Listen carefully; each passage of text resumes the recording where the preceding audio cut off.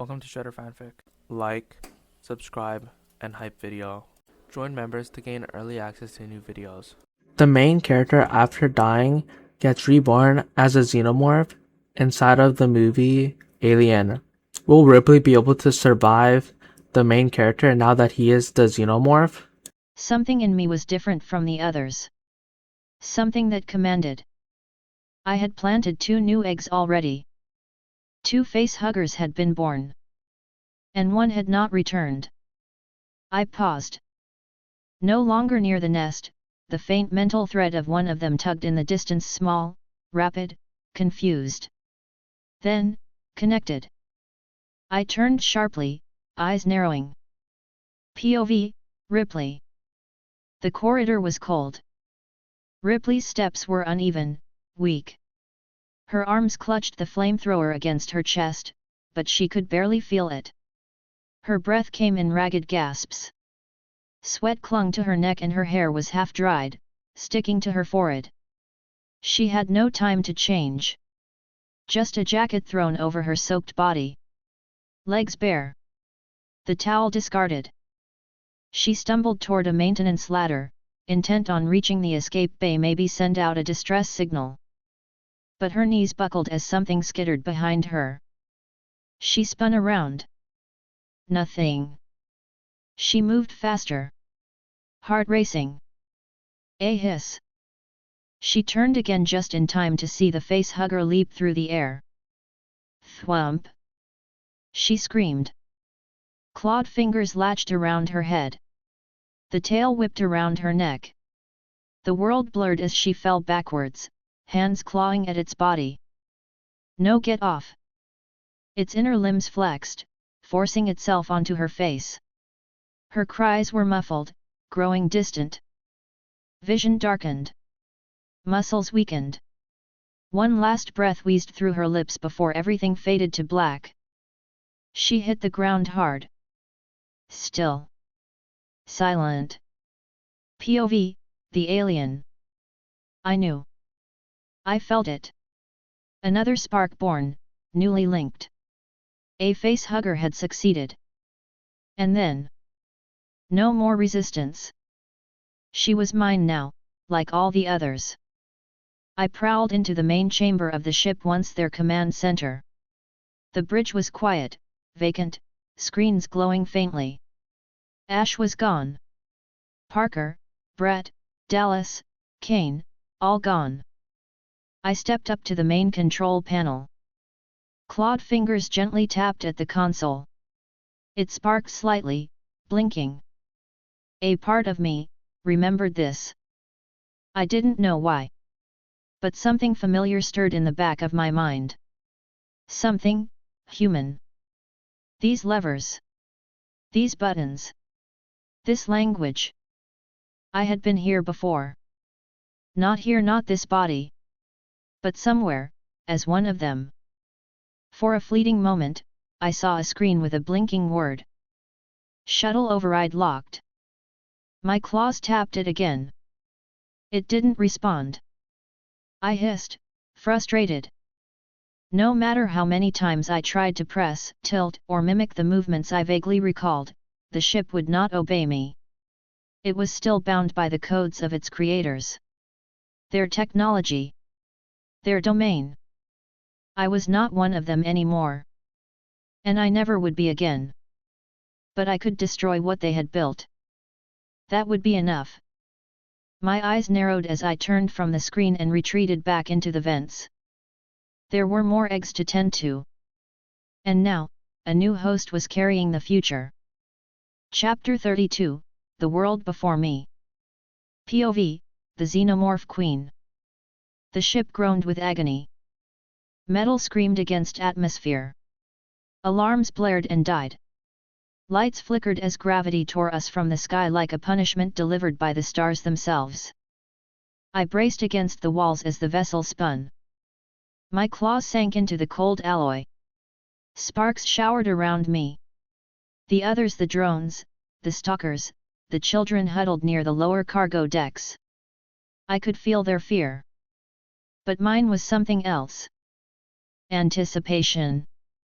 We pierced through the clouds like a spear hurled from the void. Then, impact. The crash was not violent for us. It was liberating. The ship split across blackened rock, skidding over stone and metal until it screamed to a halt at the edge of a deep ravine. Pipes burst. Fire clawed the sky. Debris scattered across the dead landscape like ashes from a cremation. And yet I rose. Smoke clung to the ridges of my shell. The force of the crash had warped the corridors, collapsed ceilings, shattered display panels. But my limbs worked. My carapace gleamed with the first dust of this new world. I stepped through the wreckage, breath shallow. And then, I saw it. This planet. This place. Acheron. LV-426. The name wasn't mine, but I knew it. From the distant memories buried beneath bone and instinct. From the warmth of a past life, the cold of a movie screen. I had watched this world as a man. I had seen this broken terrain from above, imagined its silence. I remembered the company, the colonists, the Marines. And now, I was here. Not as a spectator. As a god. The atmosphere was thick with ash and wind. The sky was abrupt, clouds like blood clots drifting over a cracked horizon. Towering rock formations jagged the skyline like broken teeth. In the distance, I could see the remains of an old structure. A familiar shape. The derelict. The engineer ship. I clicked softly. A command. Movement echoed behind me. My children, 6 fully formed xenomorphs, emerged from the bent airlock. Clawed and coiled, their bodies hissed in unison as they crawled from the broken frame of our ship. 2 more younglings followed, immature, long-limbed, fast. And behind them, the nursery. 6 eggs. Fresh. Pulsing. One already twitched with life. I turned to my children and pointed into the wind. The signal was clear. Explore. They obeyed immediately. One scaled the rocks. Another dove into the cratered basin. 2 stalked toward the derelict vessel in the distance. I watched them scatter like shadows over sand. This world belonged to no one now. Except us. We would not wait to be hunted. This time, we would build. This time, the hive would rise first. And if the humans came again? Let them. Let them descend from their ships with weapons and fire. I would greet them not as a mindless beast but as the mother of this planet. And they would not leave. I returned to the nest. Inside the crash site, beneath the deepest cargo hold, I had already begun weaving the resin walls of our new hive. The temperature was stable. The vents dry.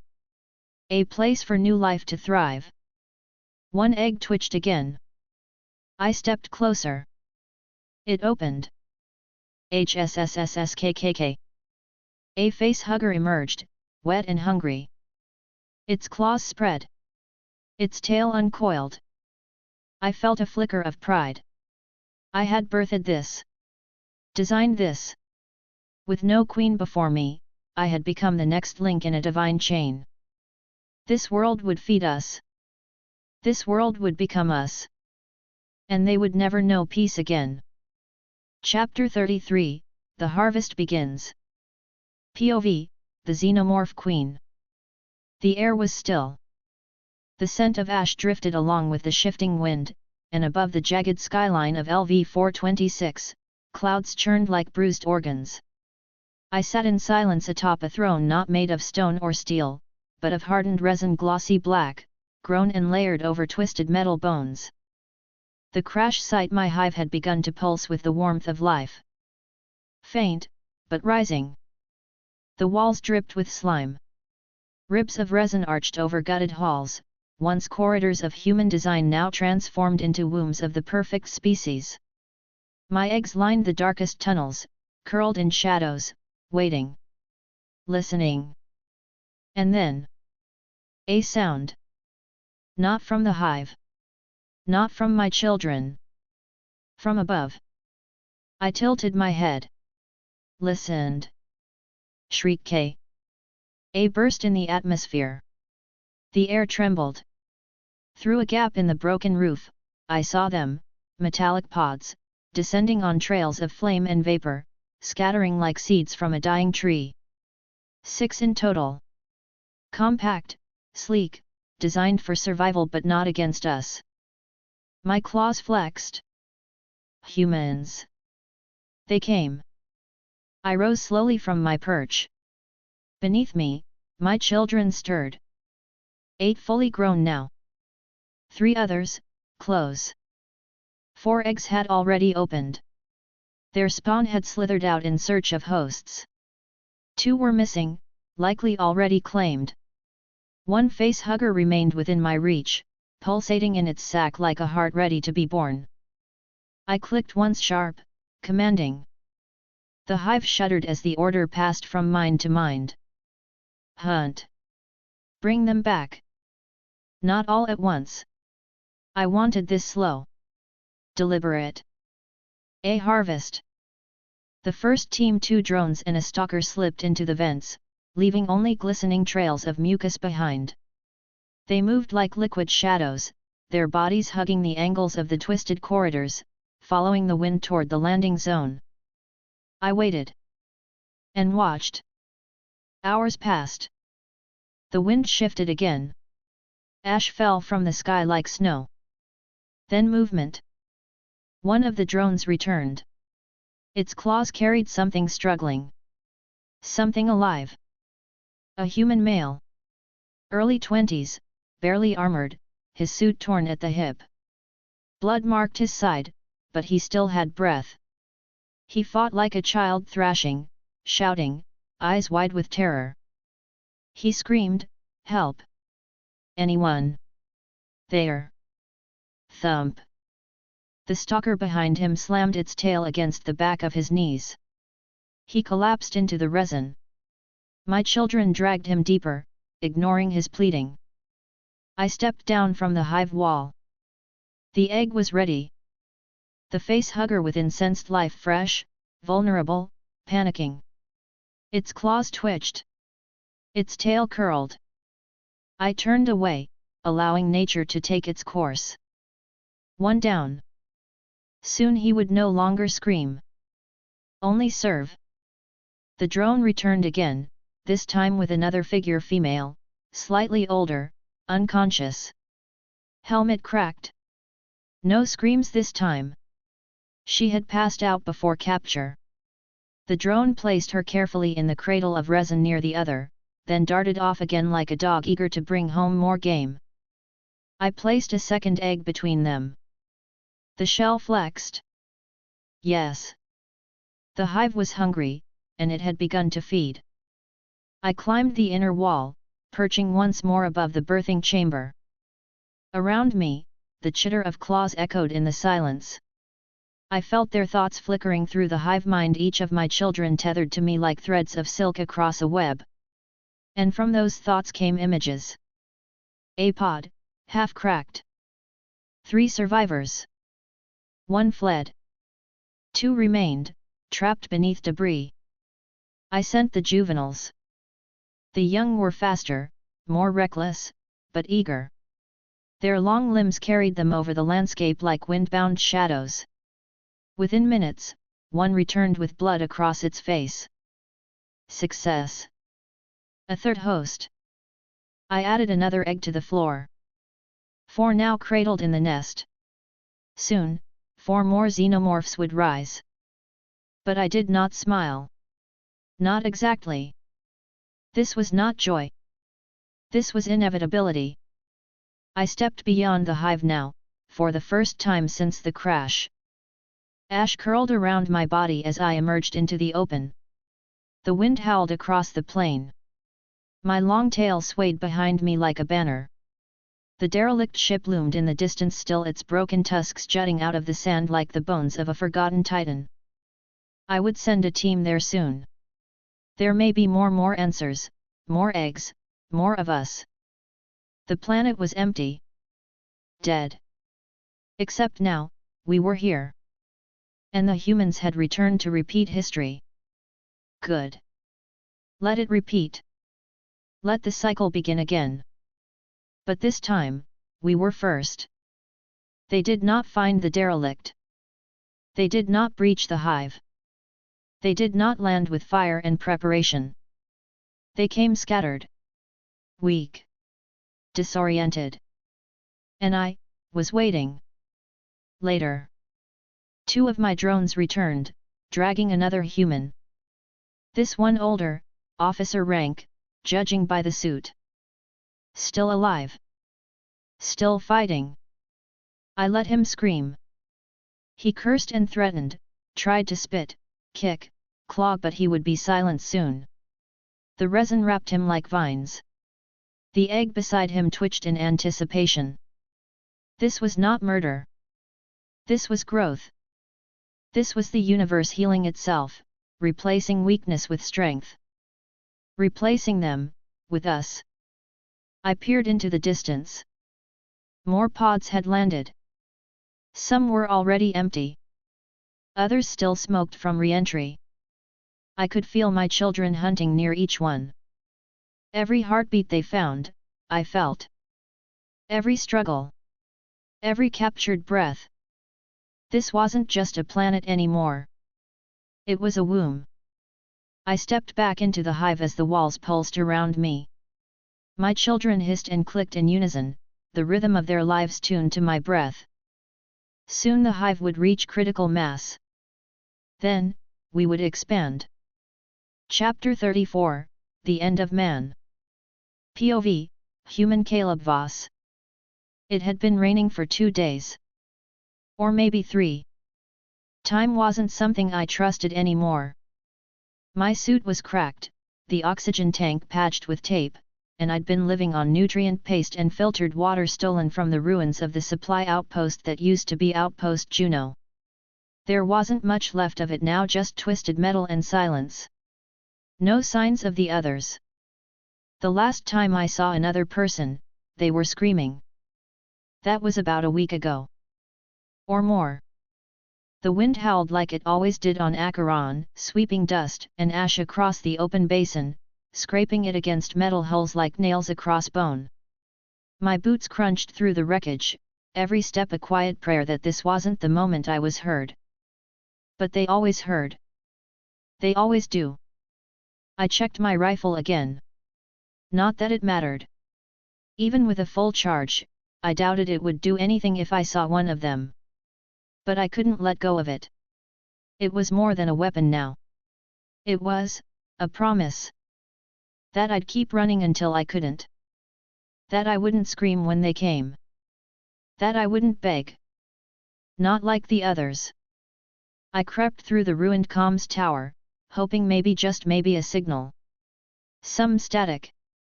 A voice. Anything. Nothing.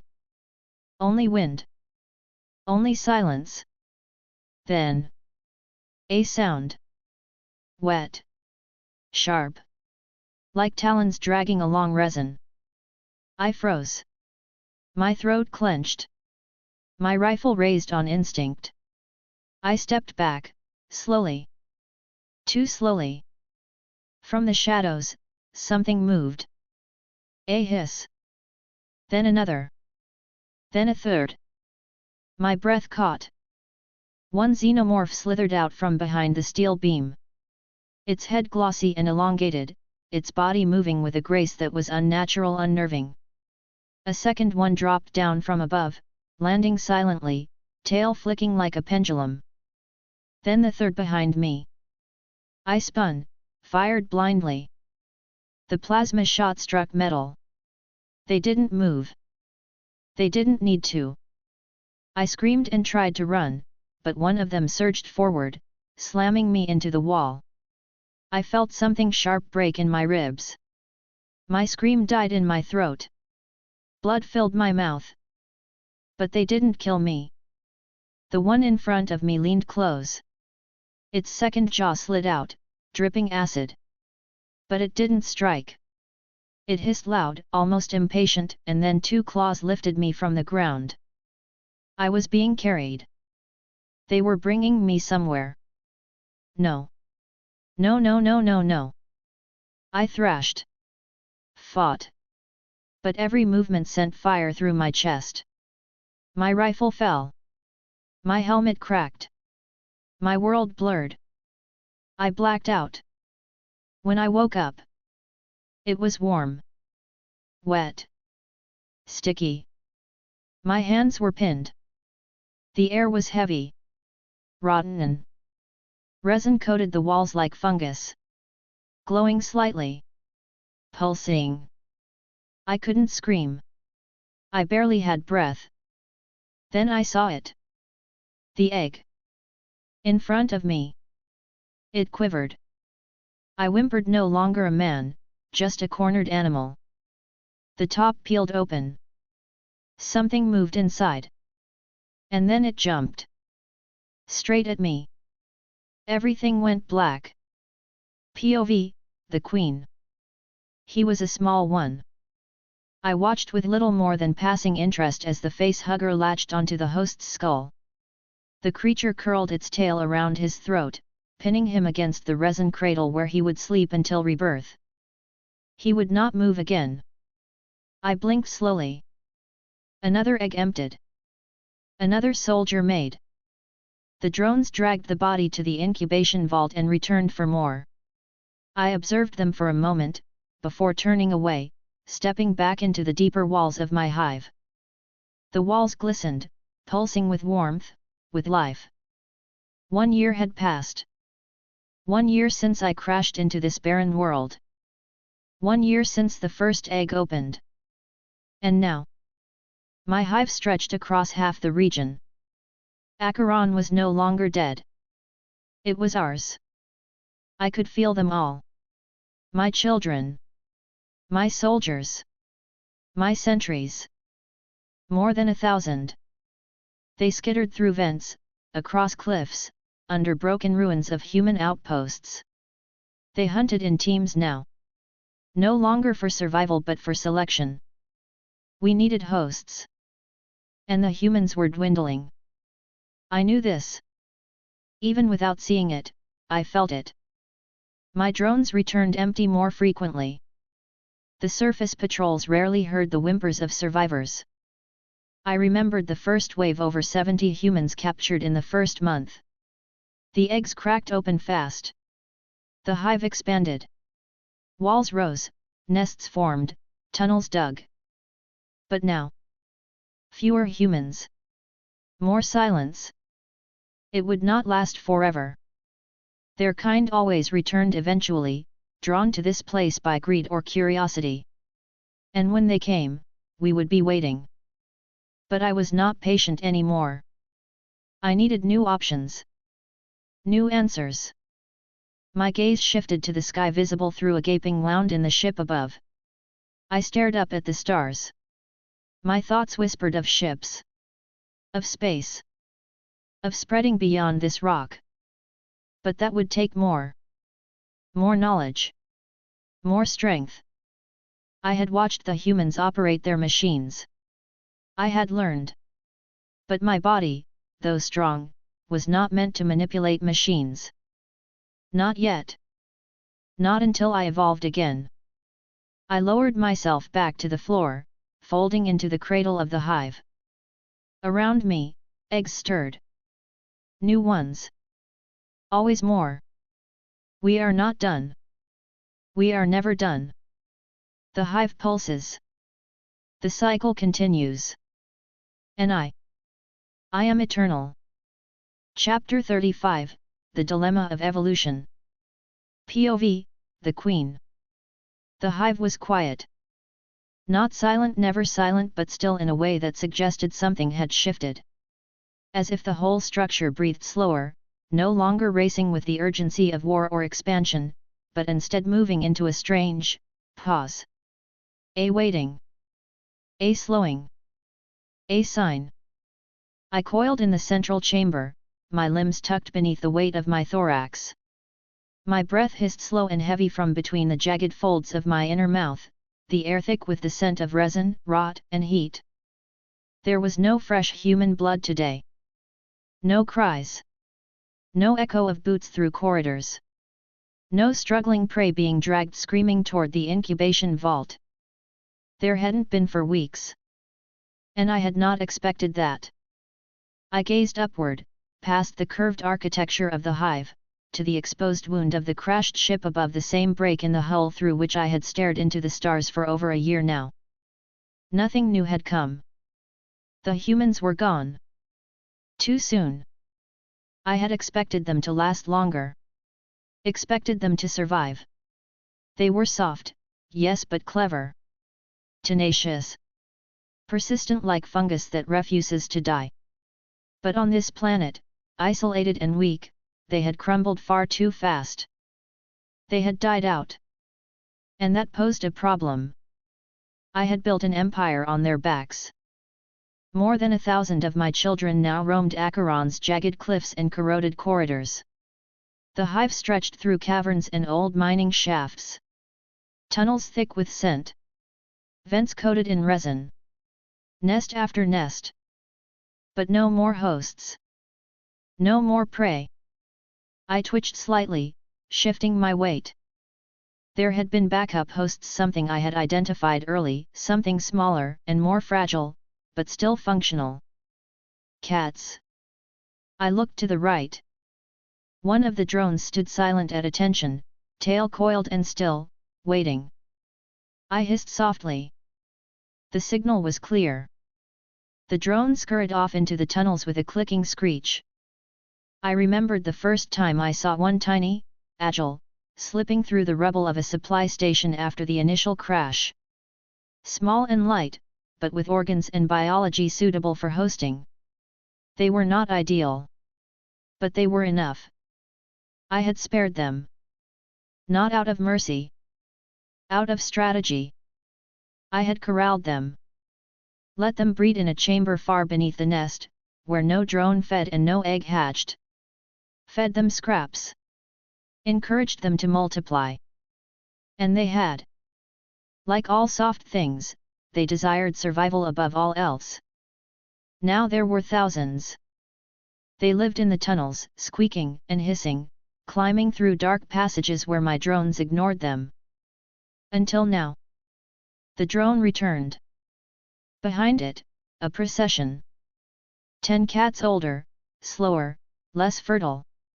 Herded by a pair of stalkers and led to the breeding nest. Their tails twitched, their eyes wide and confused, pupils dilated in the dark. They hissed and swatted at the drone, but none escaped. The stalkers moved too fast. Too precise. The cats were placed one by one in the resin cradles. Then the eggs opened. One at a time. 10 face huggers emerged. Slick and twitching.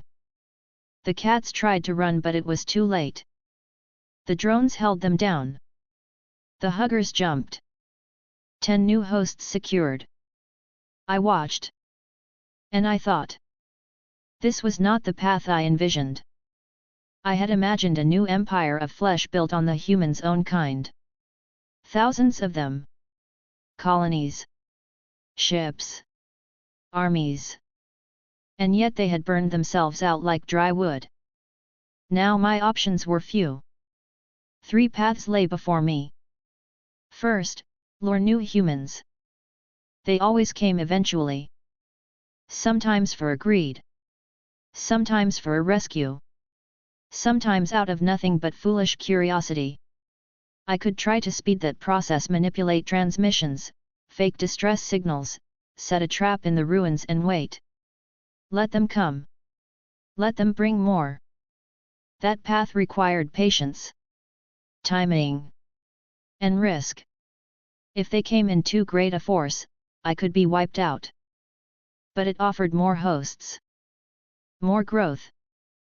Possibility. Second, leave this place. The old ship was still partially functional. Not enough to fly, not yet, but maybe enough to transmit, to connect. If I could control the navigation systems, if my drones could complete repairs, perhaps I could find a way off this rock. The stars still whispered. Other worlds. Other hosts. A galaxy of prey. But that path was uncertain. I was not built for machines. My limbs crushed more than they manipulated. And my thoughts, though vast, did not speak in code or signal. I would need more time. More control. Or perhaps a vessel built for me. A new kind of xenomorph engineered to bridge that gap. I filed that thought away. For later. Third, remain. Let the cats become the new hosts. Breed and harvest. Repeat. The cycle would slow, but it would not stop. The hive could endure here. Live on. 1,000 children could maintain territory. Defend. Hunt. Sleep. I could sleep. Not forever. But long enough. Until something changed. Something new arrived. I hissed softly. None of the three paths were ideal. But neither was extinction. And I had no intention of dying. I had conquered this planet. Made it mine. The bones of the old human colonies lay in the earth like fossils, markers of their failure and my rise. And still I remembered. The screams. The fire.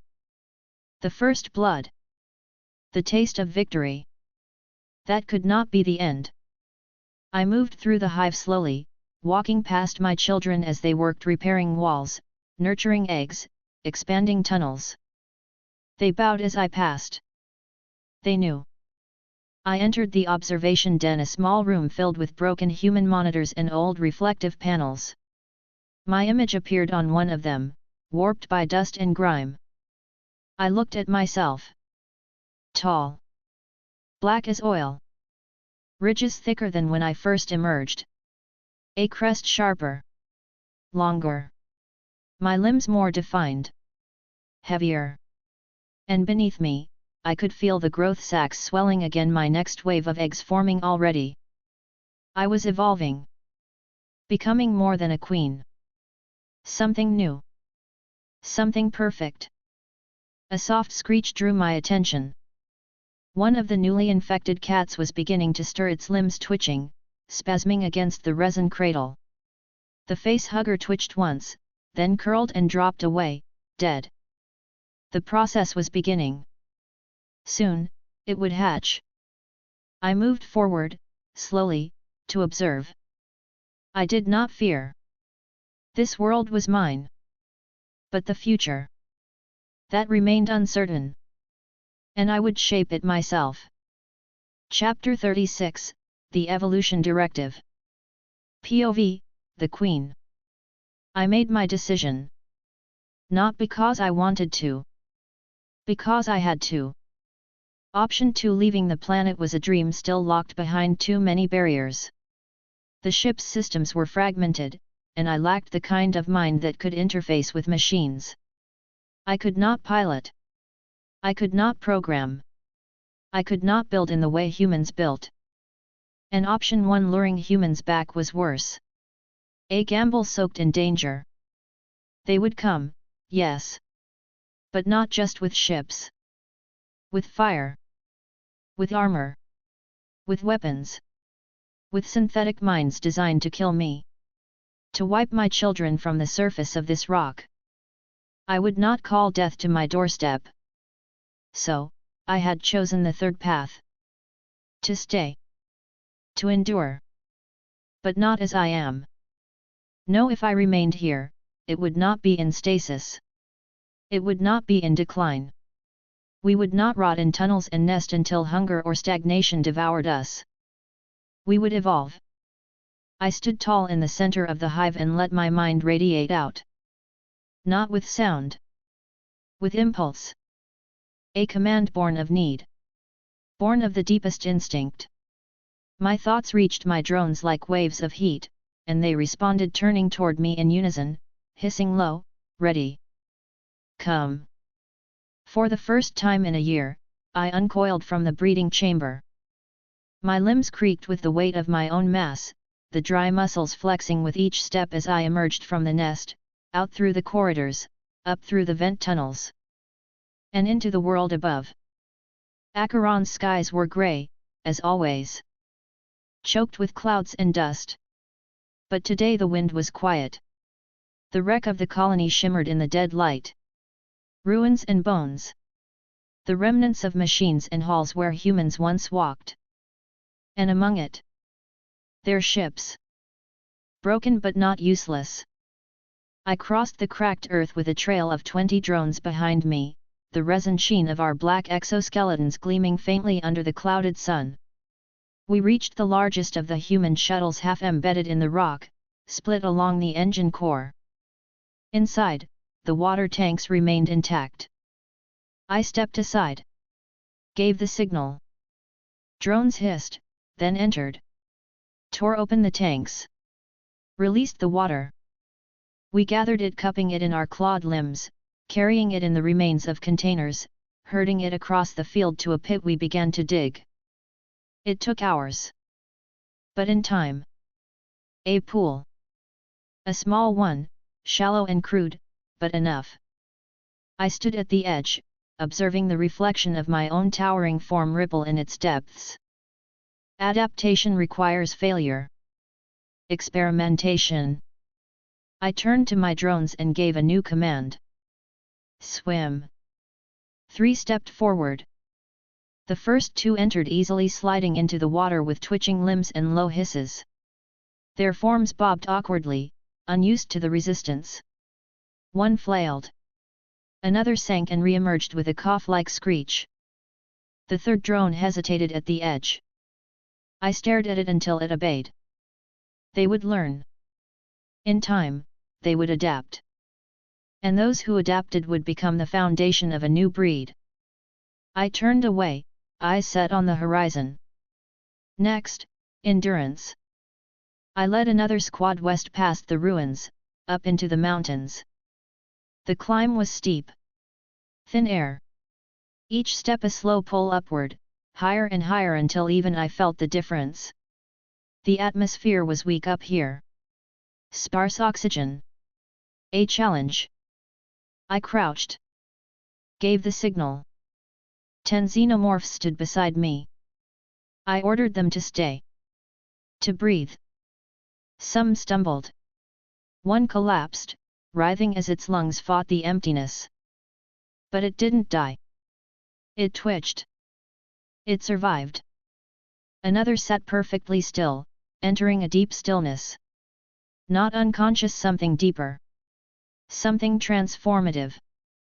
Perhaps in time, it would awaken changed. I left them behind, guarded, protected. Watched. And I moved toward the cliffs. This was the last step. The most brutal. The riskiest. I looked down from the edge. The drop was sharp, a long fall over jagged rock, ending in shale and ash. A fall that would maim but not kill. Not for us. Not for them. I selected 5. Watched them step forward. And then I gave the command. Jump. They leapt. One by one.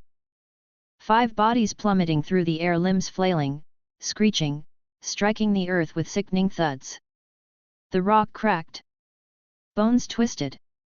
One dragged itself from the crater, its hind leg shattered. The others soon followed. Damaged. But alive. And I stared down at them.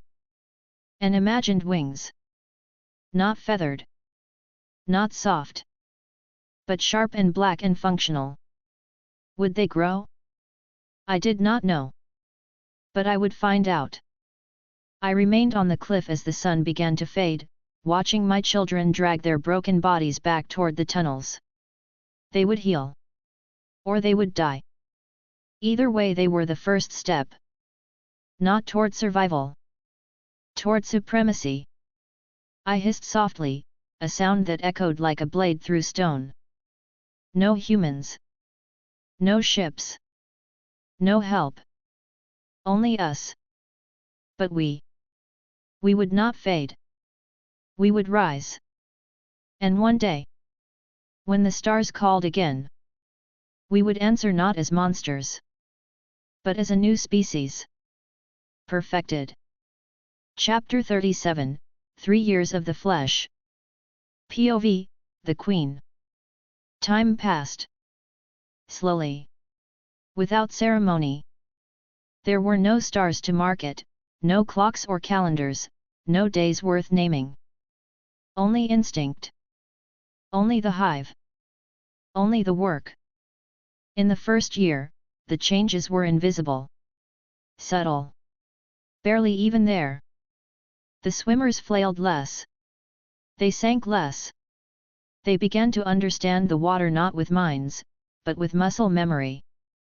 They no longer feared it. Their motions shifted from panic to control. They floated longer, kicked harder. One even submerged itself and remained under for minutes still, patient, watching the surface like a lurking predator. They no longer drowned. Comfort is the first victory. On the cliffs, my climbers endured. They breathed in thinner air until their bodies began to normalize it. The spasms stopped. The collapse stopped. The shaking turned to stillness. Drones stationed there no longer needed to be rotated out. One of them even remained awake during a dust storm while the others hibernated. It stood still for hours, motionless, as if savoring the silence. Perhaps it was meditating. No, becoming something else. Down below, the fallers grew reckless. Where once they obeyed with hesitation, they now jumped on their own, racing up the cliffside, shrieking their defiance into the wind before leaping without command. Their bones cracked and healed. Their exoskeletons began to change, subtle at first. A thickening. A strange, dull shimmer. Some began to recover faster. Limping turned to crawling. Crawling to walking. One of them leapt from twice the height. Landed. Shook itself. Walked away. The second year began. My mind tracked them all. By now, they had split into groups. Cliff dwellers. Water dwellers. High air breathers. Each had begun to form their own identities, not conscious, but instinctual. Behavior patterns. Unique methods of movement. Some became leaner, others bulkier. Some developed sharper claws, others showed slight irregularities in head shape, tail length, muscle mass. But more than this, they began to compete. Races formed between the cliff dwellers, drones lining up at the edge of a ravine and sprinting toward the other side. Some leapt early. Others waited. A few fell short and slammed against the stone. But they climbed back up. Every time. Swimming drones began diving competitions. Length. Depth. Endurance. I watched one drone coil into itself at the bottom of the pool and remain there, entirely submerged, for over an hour. When it emerged, it hissed. Triumphant. As if it knew it had won. And in the mountains those training in thin air began to fight. Brutally. Not to kill but to test. Drones circled one another. Lunged. Clawed. Slammed each other into rock, into the edge of cliffs, biting and dragging and wrestling until one was pinned. Then they would separate. Wait. Then fight again. I did not stop them. They learned faster through pain. Adaptation grew through pressure. And when one was too injured to continue, another would replace it, dragging the wounded down the mountain to heal or die. Only the persistent survived. Only the adaptive thrived. By the third year, something shifted. The swimmers began to twist. Not just through the water but with it. They coiled mid-dive. Sleek. Streamlined. They began using their tails as rudders, slicing through the pool in tight, serpentine spirals. Two drones began leaping from the pool to cling to the ceiling before dropping back in again, perfect arcs, like hunting fish. I observed one that had grown wider webbing along its limbs, thinner bone, more flexible. A quirk? A mutation? Or the beginning of something new? The cliff jumpers had grown bold. No longer waiting at the first cliff, they found new ones, higher ones. One discovered a ledge nearly triple the height of the original training cliff. Without hesitation, it jumped. The sound when it landed echoed across the valley. It did not rise.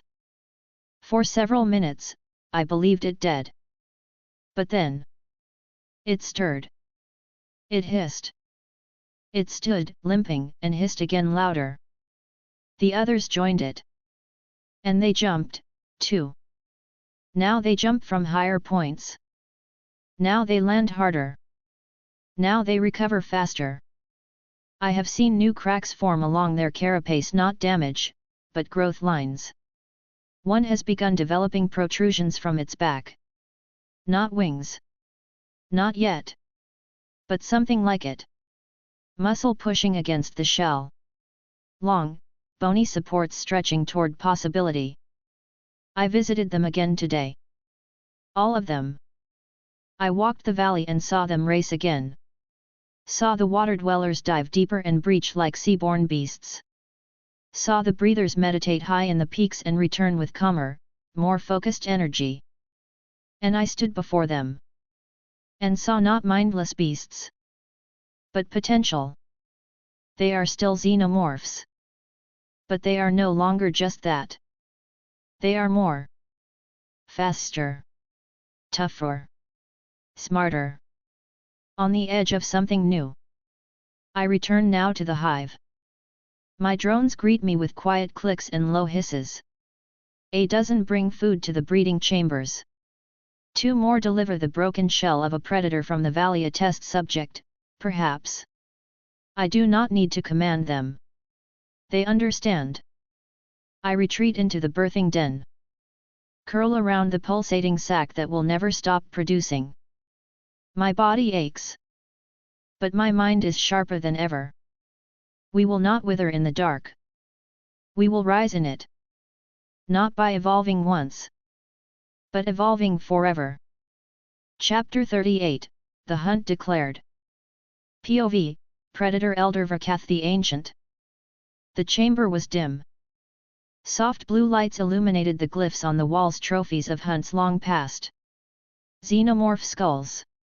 Serpents. Beasts with fire in their lungs. And humans, too, preserved in steel casing as reminders of cunning prey. Vrakath stood at the center, silent. His scarred mandibles clicked in thought. They had gathered 5 hunters. All armored. All proven. They came not for ceremony, but for purpose. A lesser scout had returned hours earlier, wounded and breathless, dragging the severed tail of a drone. Not just any drone. Something changed. The plating was thicker. The tail longer. The acid blood dried slower. But what caught their attention most was his words. A hive active. A queen confirmed. Planet Acheron. Still young. Still building. That was all it took. The hunters stirred with interest. The glyphs changed. A flicker of the queen's silhouette appeared on the wall, projected in blue lines. And then, "Does any warrior here claim this right?" came Vrakath's voice, low, raspy, commanding. At once, movement. A large figure stepped forward, Quandar, the blood-marked. His armor bore fresh gashes, but his movements were crisp, confident. He slammed a clenched fist to his chest plate. "I claim it," Quandar growled. "This is my hunt."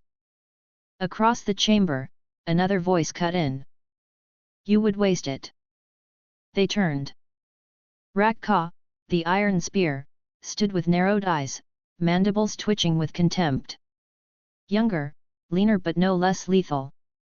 His arm-mounted plasma caster gleamed in the chamber's light. "You haven't taken a queen before," Rakka said. You barely took a Praetorian last season. Quan Dar turned. I don't need trophies to show my worth, he rumbled.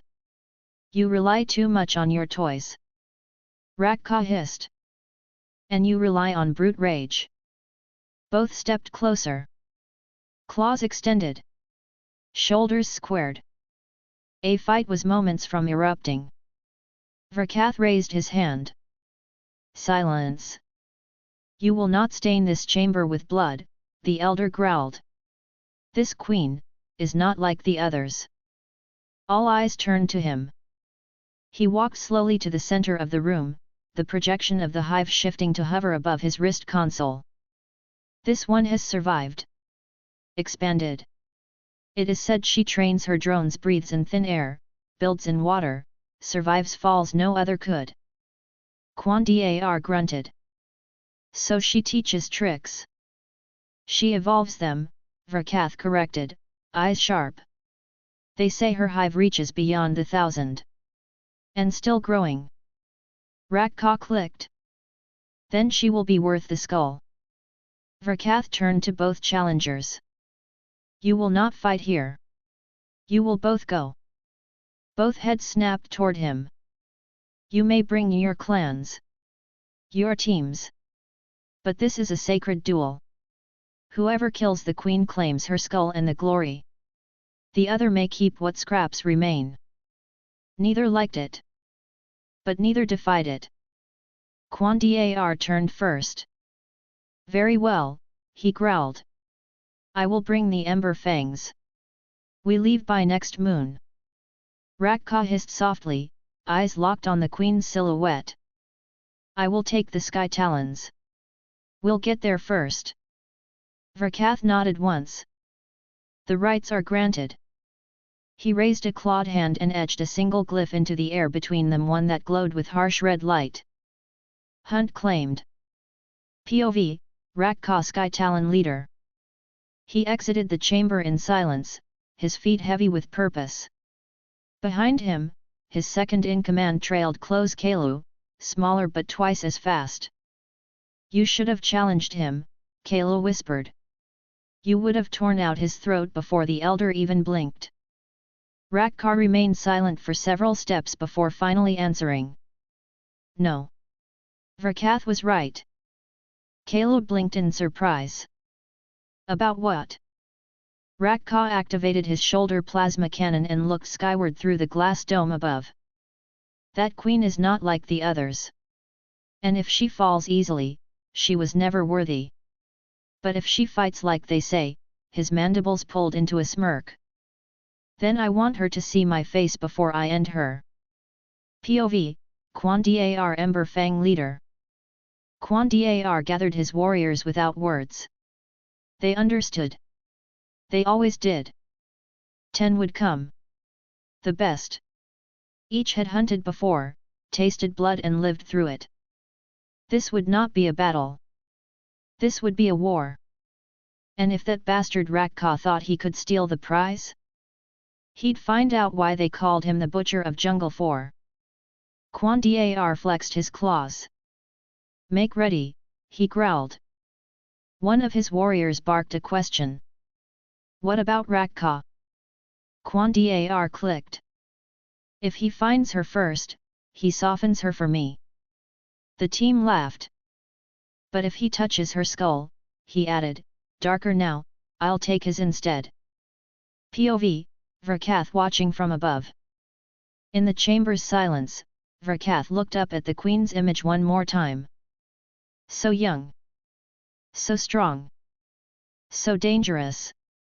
He remembered once long ago when a hive had spread so far it blotted out stars. He had ended it. Barely. This time. He wasn't sure.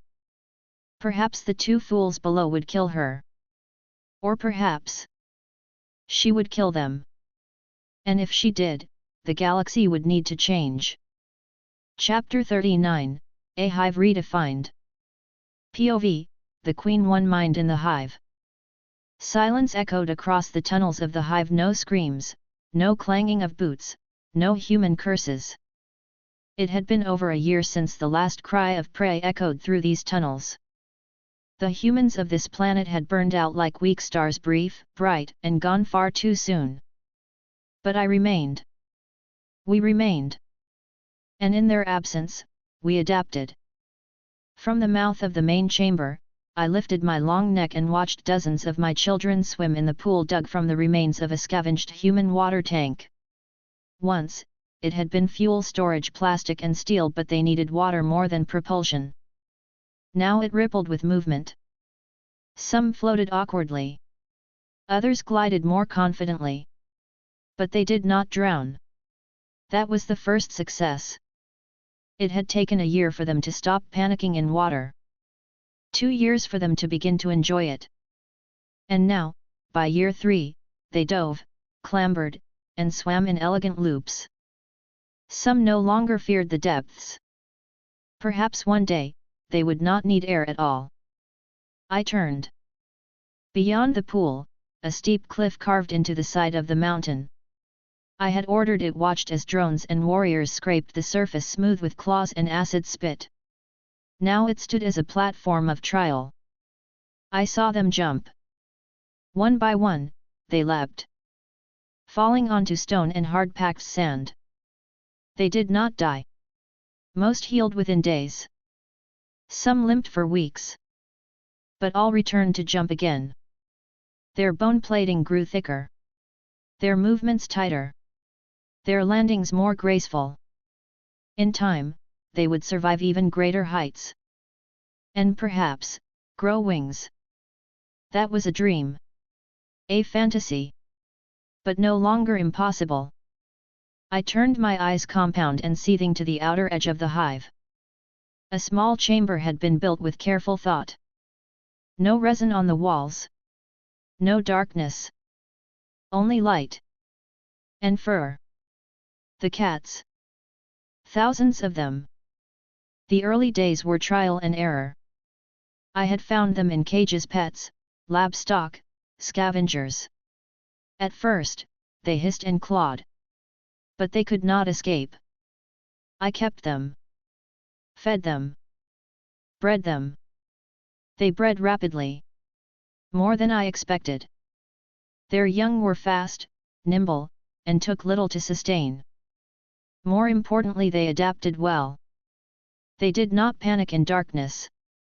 They slipped between legs, climbed over drone limbs, and did not scream like humans when cornered.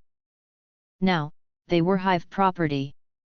I watched as drones carried trays of salvaged protein bars and human rations into the chamber. Human food, human flavor wasted on beasts, perhaps. But it kept them healthy. And I needed them healthy. Because when they grew old, I rose from my throne lifting massive limbs and clicked once. A low, echoing signal passed through the hive. 10 drones responded. They entered the cat chambers. Pick 10. Older. Slower. No longer of breeding value. They carried them gently, carefully.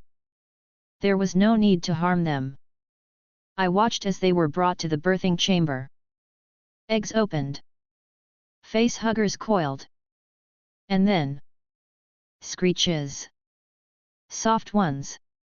Nothing like a human's scream. But the hissing and squirming told the truth. New hosts were taken. And what came from them? 4-legged xenomorphs. Sleek. Swift. Lower to the ground. Their limbs bent differently, optimized for sprinting, climbing, darting through narrow spaces. They lacked the raw power of the human-born. But they were faster. And I had hundreds of them. Some patrolled the outer tunnels. Others ran messages, quick pulses of shared thought and images across the hive. They could fit through ducts, pipes, cliffs. They were messengers. Scouting units. I had not expected them to be so useful. But they were. And they multiplied faster than the others. Useful indeed. Within the wreck of the human ships, I had scoured every vessel. Nothing remained of value, not to the humans. But to us? Plenty. Metal plating now formed new armor for select warriors. Plastic was used to line inner chambers, reducing heat from the deeper tunnels. Their computer cores were useless, melted or encrypted. But the food, the tools, the storage, all reworked, all repurposed. I had drones salvage the sleeping pods, converting them into healing chambers. Heat regulation helped wounded drones recover faster. Their portable shelters were melted and reformed into movable resin hives, spreading our range without having to fully root into the land. Their knives were reshaped. Their armor dismantled. Everything bent to my will. Back at the hive core, the Queen's thoughts. But we were still trapped. This planet was a cage. There were only 3 paths forward. 1. Use what remains of the human ships to find a way off-world. Unlikely. I had studied them. The remaining parts were fuel dead. The signals long broken. I could not fly. 2. Lure new humans here. Dangerous. Risky. No guarantee. And humans now feared this place. The screams of the past still haunted their networks. 3. Stay. Adapt. Thrive. That was my path. If I trained them all, every warrior, every drone, every runner, every 4-legged newling, then it would not matter if no more prey came. We would be ready for anything. Even extinction. Even war. I clicked. 100 drones assembled at once. I stepped from my chamber for the first time in weeks. My limbs were heavy. But strong. Stronger than ever. I led them back to the cliffs. I led them to the water. I led them to the jagged peaks. The hive stirred. They followed. They trained. They fought each other now, not to kill, but to sharpen. They raced along the canyon. They climbed the cliffs, then jumped again. Each generation faster. Each one tougher. Each one closer to something more. And when the stars began to shift, when the wind told me something new was coming, I stood tall. And waited. Because the Queen does not run. The Queen prepares. Chapter 40, Rivalry Among the Stars. POV, Yautja warbound in silence. In the vacuum between stars, 2 ships tore across the emptiness, twin harpoons launched from the depths of Yautja Prime, both aimed at the same target, a rogue queen. The first vessel, sleek and dark as blood-soaked obsidian, carried 16 of the finest hunters from Clan Viruk. Its interior glowed red with soft heat and quiet energy pulses. No one spoke unnecessarily. They were veterans, seasoned, disciplined, bound by shared hunts and a dozen ritual scars. Their leader, a towering Yautja named Rakkar, stood before the hollow map of Acheron. His armor was heavy and burnished, its surface scarred from countless victories. A ceremonial blade was mounted along his back, older than some of the warriors under his command. His mandibles clicked in thought, the deep rumble of his growl vibrating low in his throat. Queen has been breeding for years, he said. Weak planet. No challenge. One of his lieutenants, smaller and younger, adjusted a setting on the map. Reports say over 1,000 offspring. Scouts sent centuries ago marked Acheron as a silent grave. Something has changed. Rakkar let out a sharp chuff, not quite a laugh. Even prey can multiply when left alone. It only makes the culling more satisfying. Just then, a chime. Another ship approached, visible now through the forward viewport. Sleek. Bright. Too polished. Clan Draktal. A second Yautja vessel, carrying 15 hunters, all armed to the tusks and armored in silver-lined plating. Their ship veered slightly, locking onto the same trajectory. Rakkar's growl deepened. They arrive like jackals, he muttered, smelling prey that isn't theirs. Aboard the second ship Clan Draktal. Inside the second ship, the energy was different. Louder. More kinetic. Though disciplined, this crew carried themselves with more flair, customized gear, intricate armor etchings, and masks adorned with trophies from exotic worlds. Their leader, Sei-Tan, was broad-chested and leaner than Rakkar, but no less lethal.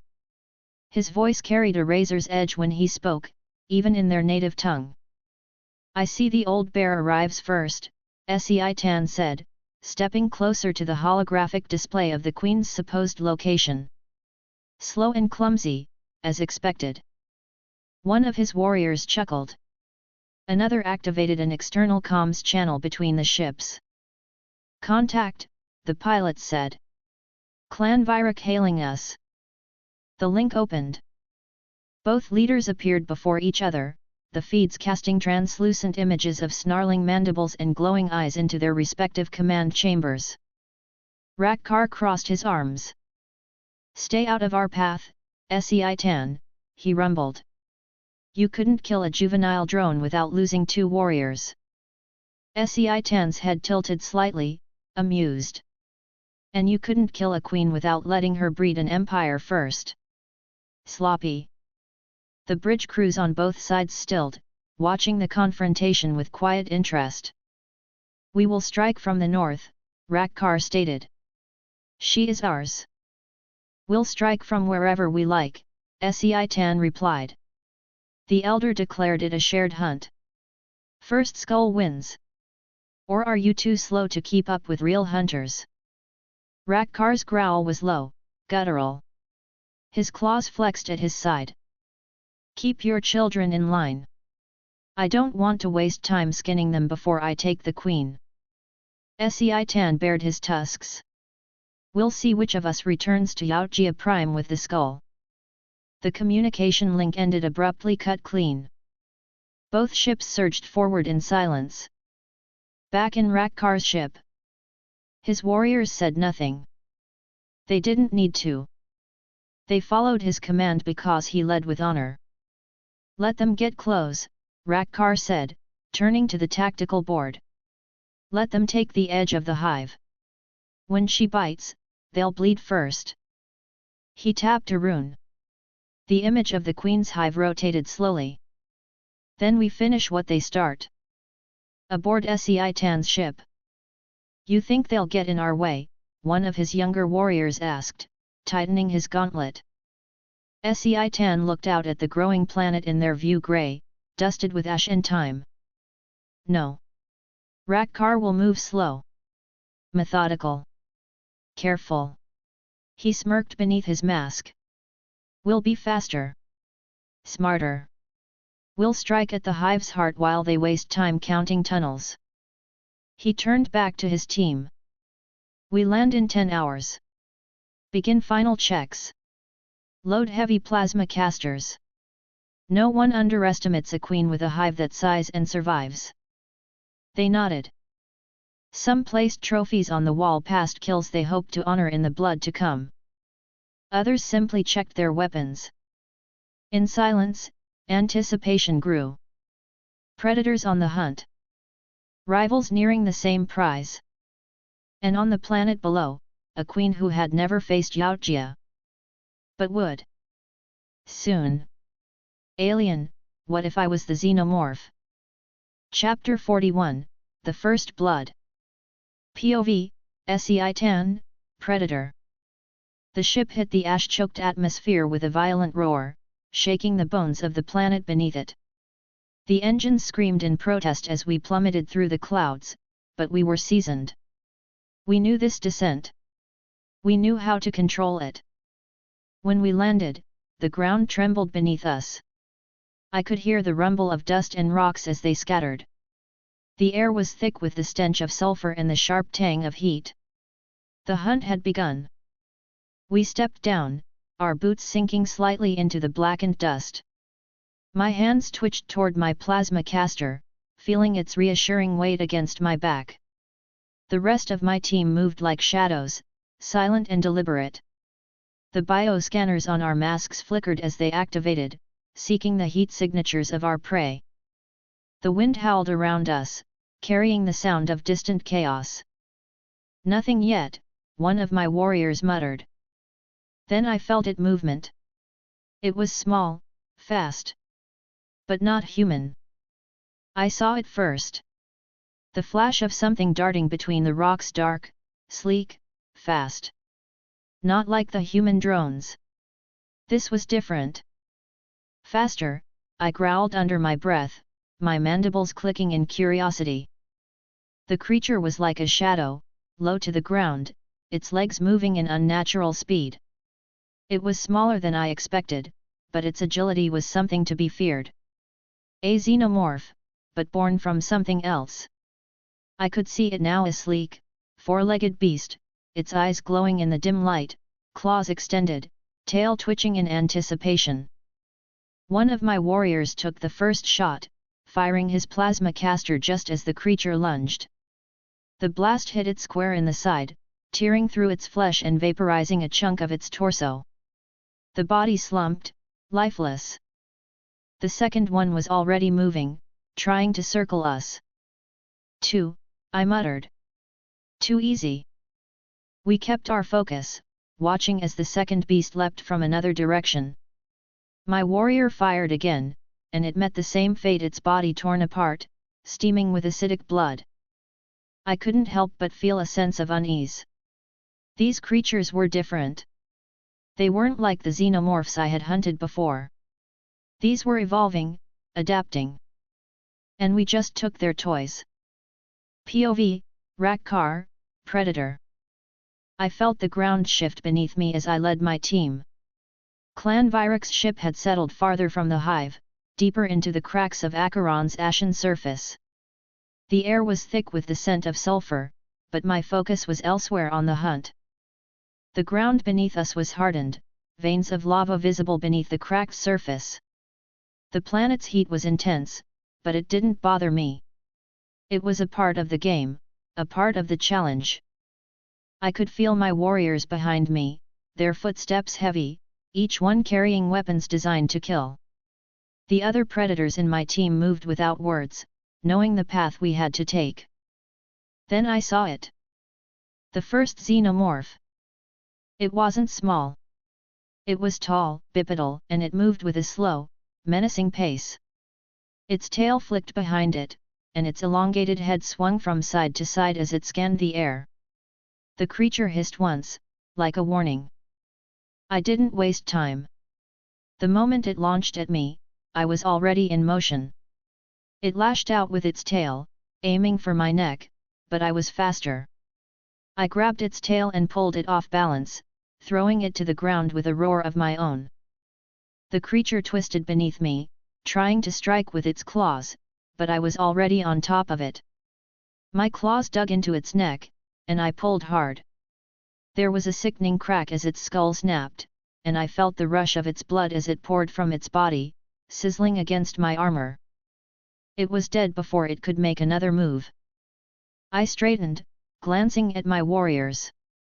They had watched the entire exchange in silence, but I could see the respect in their eyes. "Do not waste plasma on the weak," I growled, turning to them. "Let her feel us." They nodded, and we pressed forward. This was only the beginning. POV, the Queen, Xenomorph. I felt them before I saw them. Three voices, three of my children vanished from the hive, their presence fading like the last breath of a dying wind. There had been no warning. No cries of agony. No final, desperate pulses of life. They were gone. I don't need to see them to know how it happened. I can feel the absence, the gaping hole where they once were. I could feel their death ripple through the hive, an unseen force pushing through the tunnels. This wasn't some stray colony or foolish colonist. This was different. I already knew. Yaojia. The predators. I had fought them before in another life, another time. They were the ultimate hunters, the ones who lived for the thrill of the kill. But they had not faced me before. They had not faced her. My brood stirs restlessly as I rise from my resting place deep in the hive. The resin walls feel cold beneath my talons as I move, the air thick with the pheromones of my children. Their fear fills the hive, but I will not let it consume us. Return, I command through the hive mind, my words pulsing like a slow, steady drumbeat that shakes every xenomorph in the domain. Return to me. I feel the movement as they hear me. Thousands of them, scrambling, crawling, sprinting, all heading back toward the safety of the hive. Even the cat-born xenomorphs pause, and I sense them turning in the direction of the hive. They come. They must. I will not allow these predators to steal my children without consequence. They have underestimated me. And they will regret it. I feel my heart rate quicken as I wait, watching the tides of my brood flow back into the hive. They are my children. My legacy. They will fight. We will fight. Chapter 42, Silent Depths. POV, SEI 10, Predator. We'd been in the wasteland for hours, and the hive still eluded us. At first, there had been no clear signs, no lingering smells of xenomorphs, no telltale sights of eggs or even traces of acidic blood. But something about this place felt wrong, as though we were being watched by something ancient, something waiting. The group split up, as it always did when a hunt became this tense. It was an old strategy, one that worked even when the enemy was elusive. My team would cover the east side of the ridge while Rakkar's team moved west. If anything, we were certain that one of us would find something worth investigating, or at the very least, confirming our suspicions. I led my group down into the deeper part of the cave system, the walls twisting in unnatural ways, glowing faintly with an eerie, sickly light. My mask's bioscanner buzzed softly but returned no real readings. Just static and disjointed data. It didn't sit right. We weren't blind, and we knew what we were walking into. Still, the silence was oppressive. Hours passed. We were no closer to finding any answers. Then I heard something. A low hiss. A distant scraping sound that sent an electric thrill down my spine. One of my warriors had caught wind of something. He gestured sharply, his claws signaling the group to stay alert. We moved toward the noise, weapons drawn, careful not to make a sound. The tunnel ahead split into two paths. Without speaking, we split again. It was better to cover more ground. I ventured down the left path, the others following me at a slight distance. The air grew colder, and the shadows deepened. The walls here were different, sharper, jagged in some places, as though they had been cut and shaped over time. This felt like it could be the place. I led them deeper. And then, in the distance, I saw it. A door. No ordinary door, though. This one was larger, older, scarred by years of disuse. The surface was coated in something organic, a resin-like substance, pulsating in places, though nothing like the living walls of the outer caves. This door had a strange metallic sheen, faintly reflecting the dim light of my mask. I approached cautiously, my clawed hand running over its surface. It didn't open when I pushed. It didn't budge at all.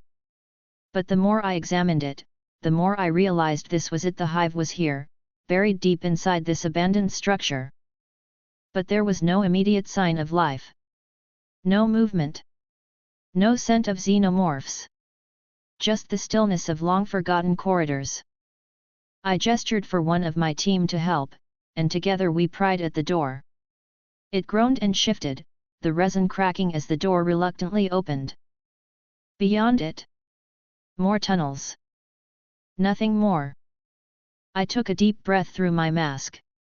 If this was the hive, it wasn't what I had expected. No eggs. No nest. Just tunnels. A lot of empty space. We moved forward cautiously.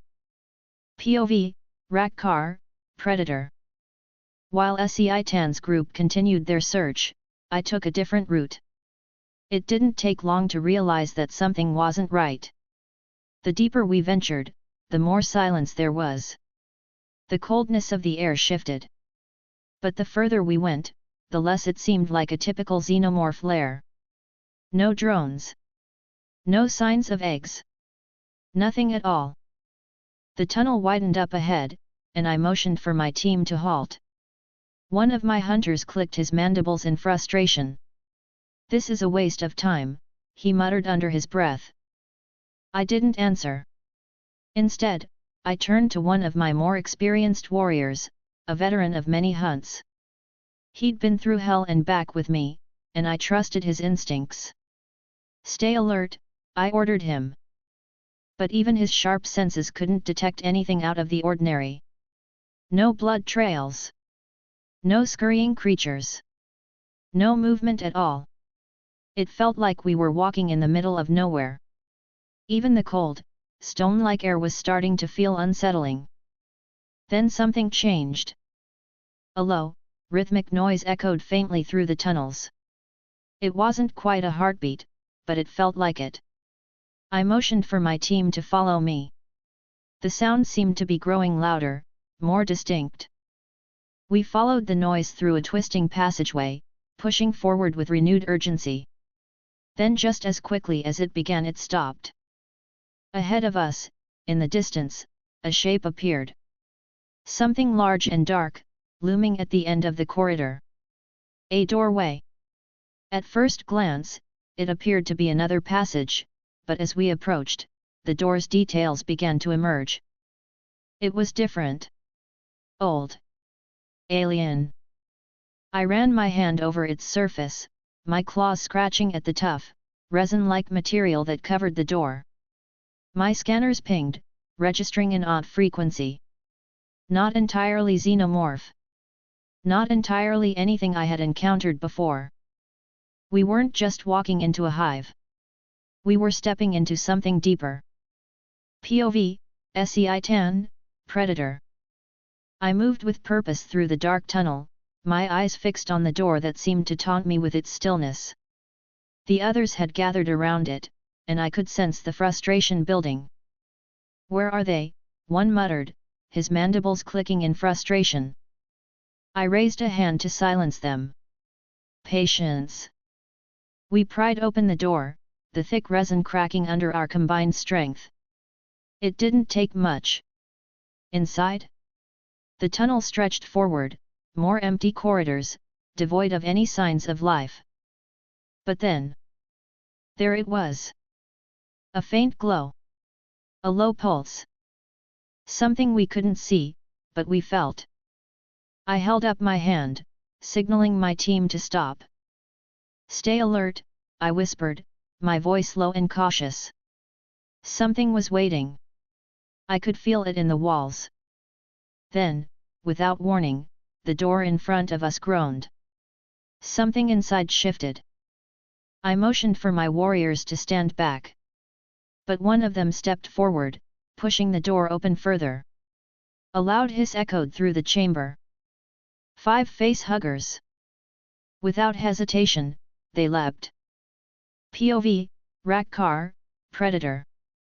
I watched in disbelief as the door opened. The face-huggers jumped, faster than anything I'd seen before. The predator closest to them screamed out before one of the creatures latched onto his face. The others didn't wait. They fired their plasma casters, disintegrating one of the creatures immediately. Another was torn apart by a combi stick. But the damage had been done.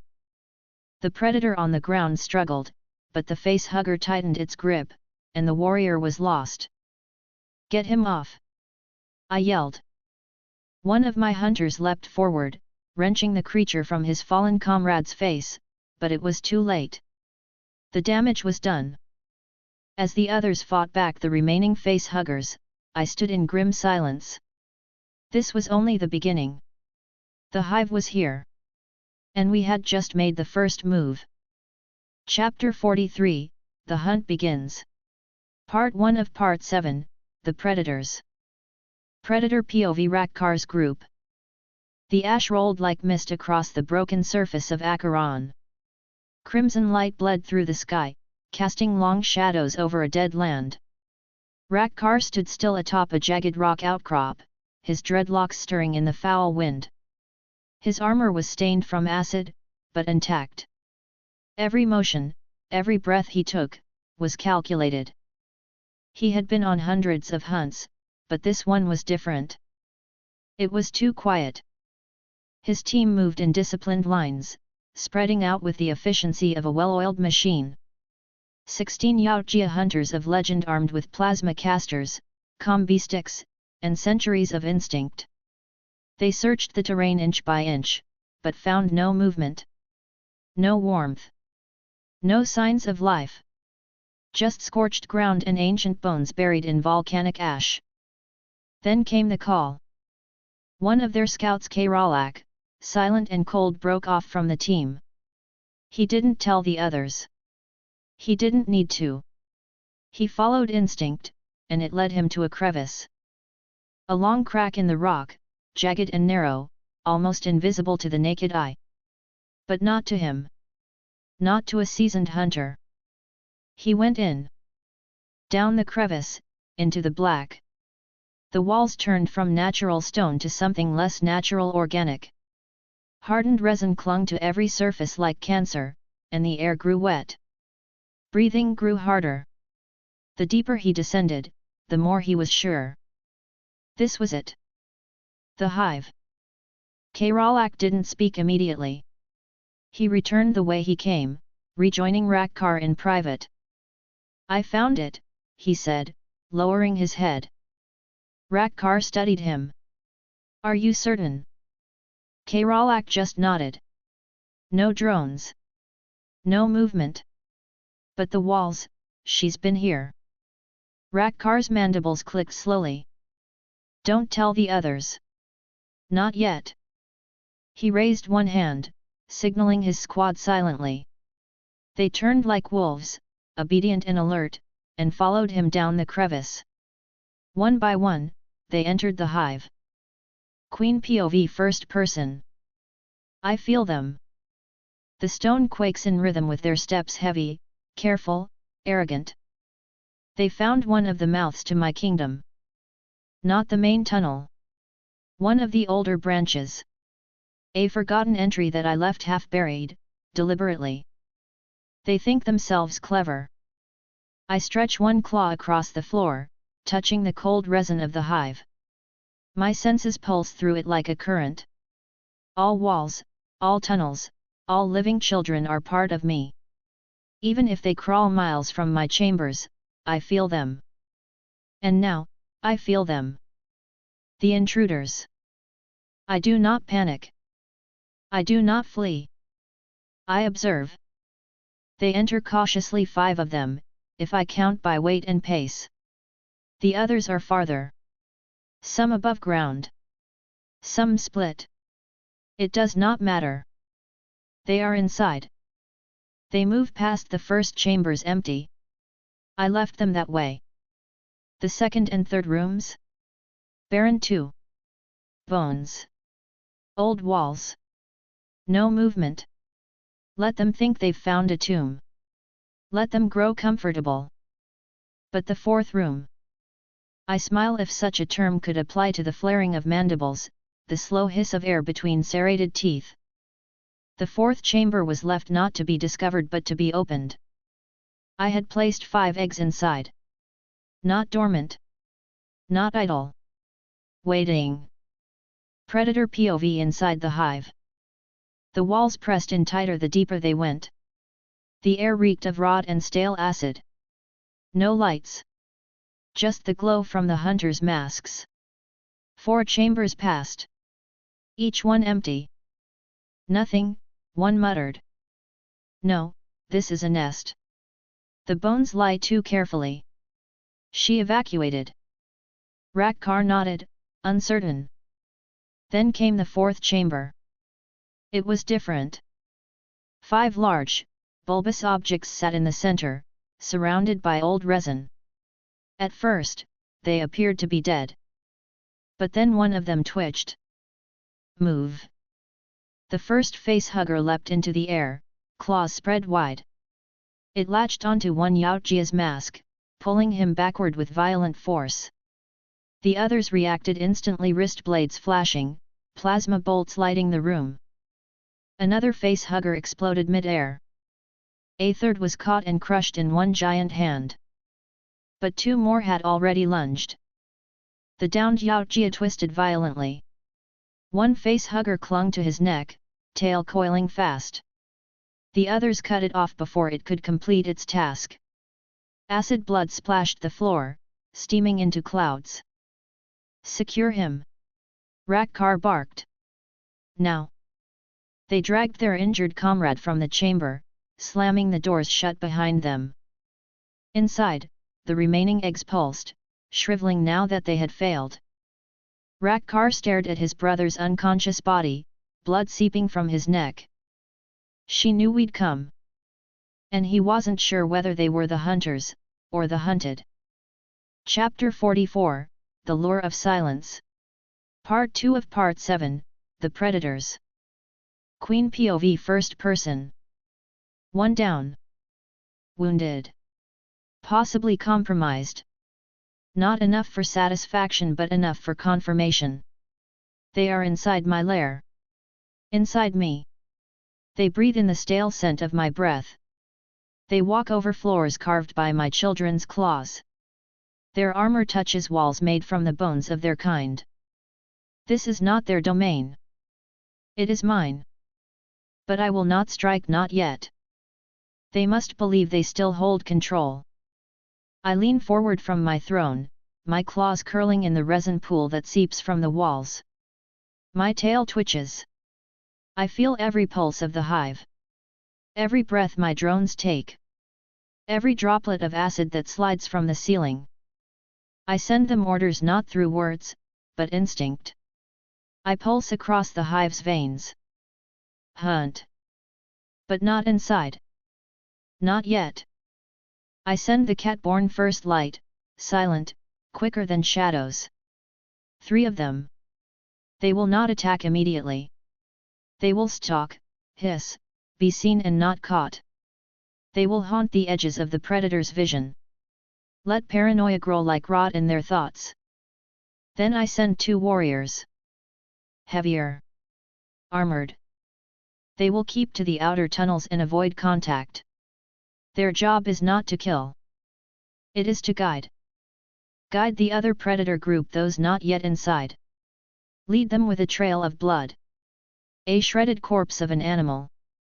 A trace of acid. A scratch across metal walls. Anything that turns curiosity into compulsion. Let them follow. Let them enter. And when they do, they will find the hive, alive. Predator POV Rakkar's group, inside the hive. Rakkar crouched beside the unconscious Yaojia, eyes locked on the motionless form. The facehugger had been torn off, but the damage had been done. There was a slit in the throat armor. Acid burns scarred the neck. He still breathes, one of the warriors grunted. For now, Rakkar replied. He rose slowly, looking toward the sealed chamber behind them. The 5 eggs were inert now. 4 destroyed. 1 had done its job. This was bait, Rakkar said grimly. She left it here, for us. The others glanced around, unease sinking in. She knew we'd come, one muttered. How? Rakkar didn't answer. He didn't like the implications. The hive should have been abandoned. This level of preparation meant they were never alone.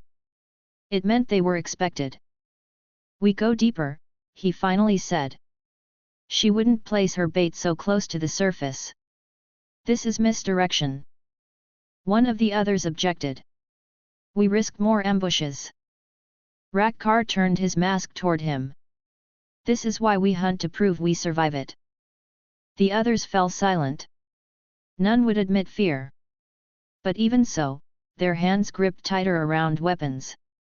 Plasma casters hummed slightly louder. As they moved down the next corridor, the resin thickened. The air grew warmer. Alive. Predator POV second group, surface level. The second hunting party was scattered across the outskirts of the hive structure, still unaware of what Rakkar's group had found. They paced through canyons and dried lava beds, scanning the environment. Some grew impatient. Nothing, one hissed through his mask. Ghosts and dust. Another paused, crouching. There, he said. A smear of acid on stone. Old. No. Fresh. A long, curled gash ran down a nearby cliff. Deep. Deliberate. Not from battle but a message. Then they saw the shape. High above them, against the burnt skyline, a shadow moved. It crawled along a ridge. 4 limbs. Spiked tail. The head was elongated, and its body shimmered in the heat waves. Then it was gone. Plasma bolts lit up the sky, but struck only stone. You saw it too, one said, not as a question. The others nodded. And so they followed. Queen POV first person. They take the bait. All of them. Those above follow the trail I left behind. They see the cat born and think victory. They chase it like children following a fairy light. But they do not understand. My hive is not merely stone and tunnel. It is a mind. It adapts. It learns. Each time they step forward, I remember. I watch. And I let them think they advance. For now. Predator POV surface group. The second group reached the crevice after nearly an hour of pursuit. One of them, bloodthirsty and overeager, jumped in first. The rest followed more slowly. The tunnels welcomed them with silence. No acid. No corpses. Just stillness. I don't like this, one murmured. Feels too clean, another added. They didn't know that 5 of them had already entered earlier. They didn't know that one of those was no longer awake. Queen POV first person. They enter from 2 mouths. 2 separate fangs into the same throat. Soon, they will meet. Or they will die alone. It matters not. My children wait. My walls listen. And I am everywhere. Chapter 45, The Hunt. POV, Predator Team, Group Split. The night was thick with tension, a stifling weight pressing down on the air as Clan Virak and Clan Draktal's members moved stealthily through the planet's jagged landscape. The 2 groups, each a part of the deadly Yautja force, had split into smaller teams, silently stalking their prey. The first pair, led by Rakkar, a towering warrior known for his cunning, moved swiftly in the opposite direction. Each of them was armed with plasma casters, wrist blades, and various tools designed for the hunt. They were hunters, predators in the truest sense, each step taken with purpose, each breath carefully measured. Stay sharp, Rakkar growled under his breath, his mandibles clicking. We're closing in. The second group, more scattered but equally lethal, moved under the cover of night, trying to maintain their silent approach. They had barely noticed when the Xenomorphs had begun to move in on them. From the distance, a predator in the second group made a sharp turn, catching sight of movement, a blur of shadows racing across the terrain. We've got company, he whispered into his COMM link, voice low, yet urgent. But before they could even react, something shifted. A low growl rippled through the air. POV, Xenomorph Queen, you, first person. The atmosphere in the hive was alive with motion. Every inch of the underground fortress was vibrating, a low hum in the air as my children, warriors, and drones moved throughout the tunnels, obeying my call. I had sent them to hunt, to defend our territory, and as the final orders echoed through the hive mind, I felt them begin their pursuit of the invaders. The air hummed, and I watched through the hive's senses as 2 warriors, 2 four-legged xenomorphs, and 3 drones set out toward the predators. Their footsteps were sure and swift, and my mind buzzed with anticipation. The time had come for them to feel the fury of my children. It had been too long since I had a chance to fight back. Too long since I had to watch my young suffer. The predators would learn the meaning of my wrath. The four-legged xenomorphs were faster than the others, their agility allowing them to close the gap between my children and the predators. Their claws scraped against the hard ground, and their breathing was steady as they neared the predators in the first group. I smiled to myself, sensing the impending conflict. POV, Predator Team, First Conflict. The second group was unaware of the xenomorphs closing in until it was too late. Suddenly, the darkness erupted with speed. 2 four-legged xenomorphs were on them in a flash, their bodies moving in perfect synchrony, swift and lethal. The predators' plasma casters discharged in quick bursts, but the xenomorphs were too fast, darting and weaving through the beams of energy like shadows, barely a blur. One of the xenomorphs ducked beneath the blast and surged forward. Before a predator could react, the creature leaped, its claws outstretched, its tail slashing through the air. The predator fired wildly, but the xenomorph smacked the gun away with brute force. The weapon flew from the predator's hands, landing in the dust. The battle was raw, the xenomorphs fighting with calculated aggression and primal instinct. The sound of cracking bones echoed through the darkness as one predator was thrown to the ground, his armor dented by the impact. The second predator fought back fiercely, swiping with his wrist blades, but the xenomorphs were relentless. They adapted, dodging and weaving, learning the pattern of their enemies' strikes. POV, Predator Team, The Aftermath. Suddenly, there was a deafening silence. The remaining predators, hearing the sounds of the battle, rushed toward the chaos. Blood stained the earth as they approached the site of the clash, yet there was no sign of the 2 original warriors who had been fighting. Only the evidence of their struggle remained: crimson splashes on the ground, pieces of armor scattered about. One of the predators lowered his mask, scanning the area for heat signatures. There was no sign of the four-legged xenomorphs or the others. The predators exchanged confused glances. "They're gone," one of them said, voice flat with disbelief. "But the blood, where are they?" The searchers scanned the area for another few moments, but there was nothing. No bodies, no remains of their fallen comrades. Just an eerie quiet. POV, the Queen, you, first person. My children returned to me, their bodies strong, their hunger satisfied. Their minds connected to mine in that way only we could understand, and with a subtle motion, I watched as they dragged the captured predators toward my throne. They brought them before me, their bodies struggling weakly against the tightening grip of my warriors. And I smiled. These creatures were strong. Stronger than I had anticipated, but that meant nothing to me. They would never surpass us. The 2 predators, both large and seemingly powerful, struggled as they were laid before me. Their masks had been removed, their eyes wide with confusion, fear, and fury. The adrenaline still raced through their veins as they tried to reach for weapons they no longer had, but they were already bound. Helpless. And that's when the face huggers appeared. I motioned to one of my warriors, and without hesitation, they released the face huggers, letting them leap from their protective containers and latch onto the unconscious predators. I felt a surge of satisfaction as I watched the creatures affix themselves to their hosts. The slow, invasive process would begin. They would become vessels for my new children. My legacy would continue to grow. I watched with silent amusement as the predators writhed in their restraints, but it was too late. They were mine now.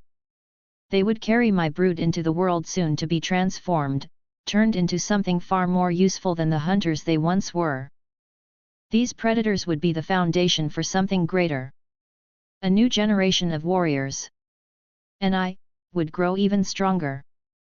Chapter 46, The Reckoning. POV, Predator Team, Recon Mission.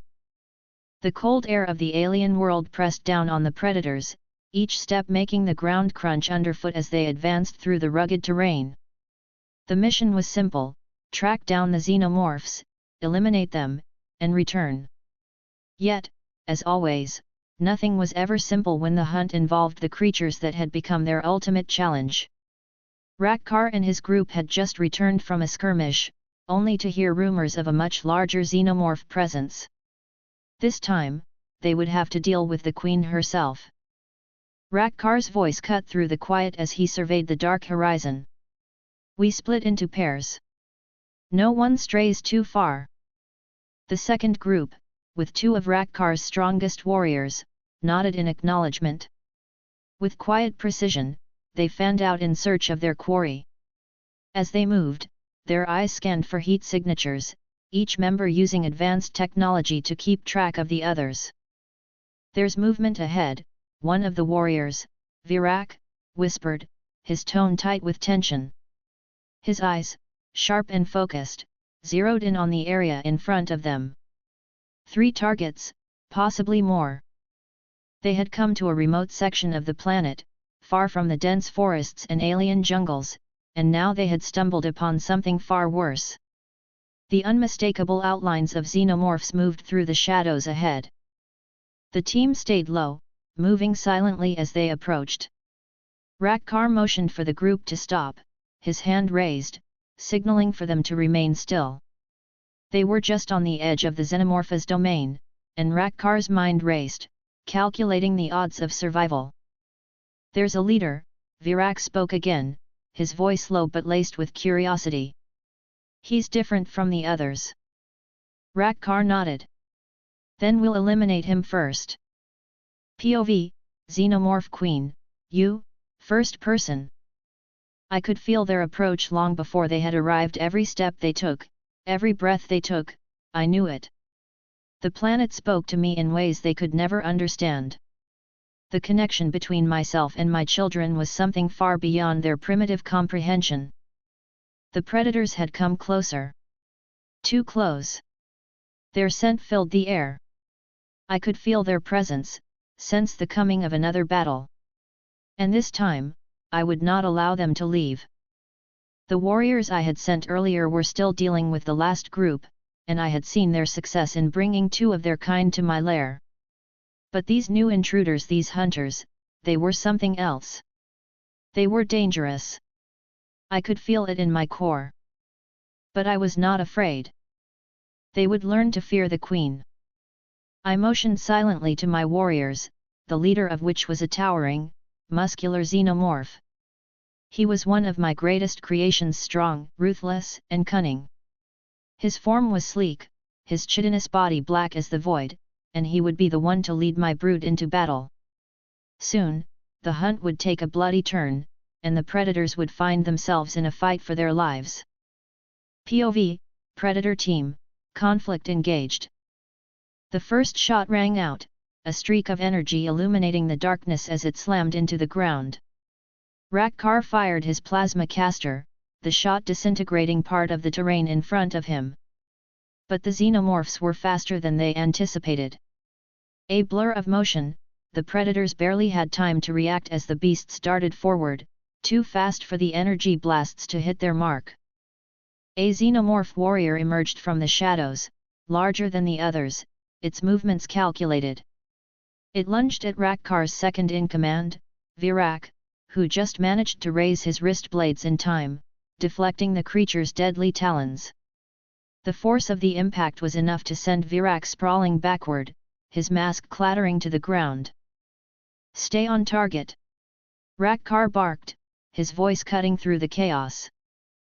The warriors were quick to recover, their weapons snapping into place, their claws and plasma casters cutting through the air as they attempted to retaliate.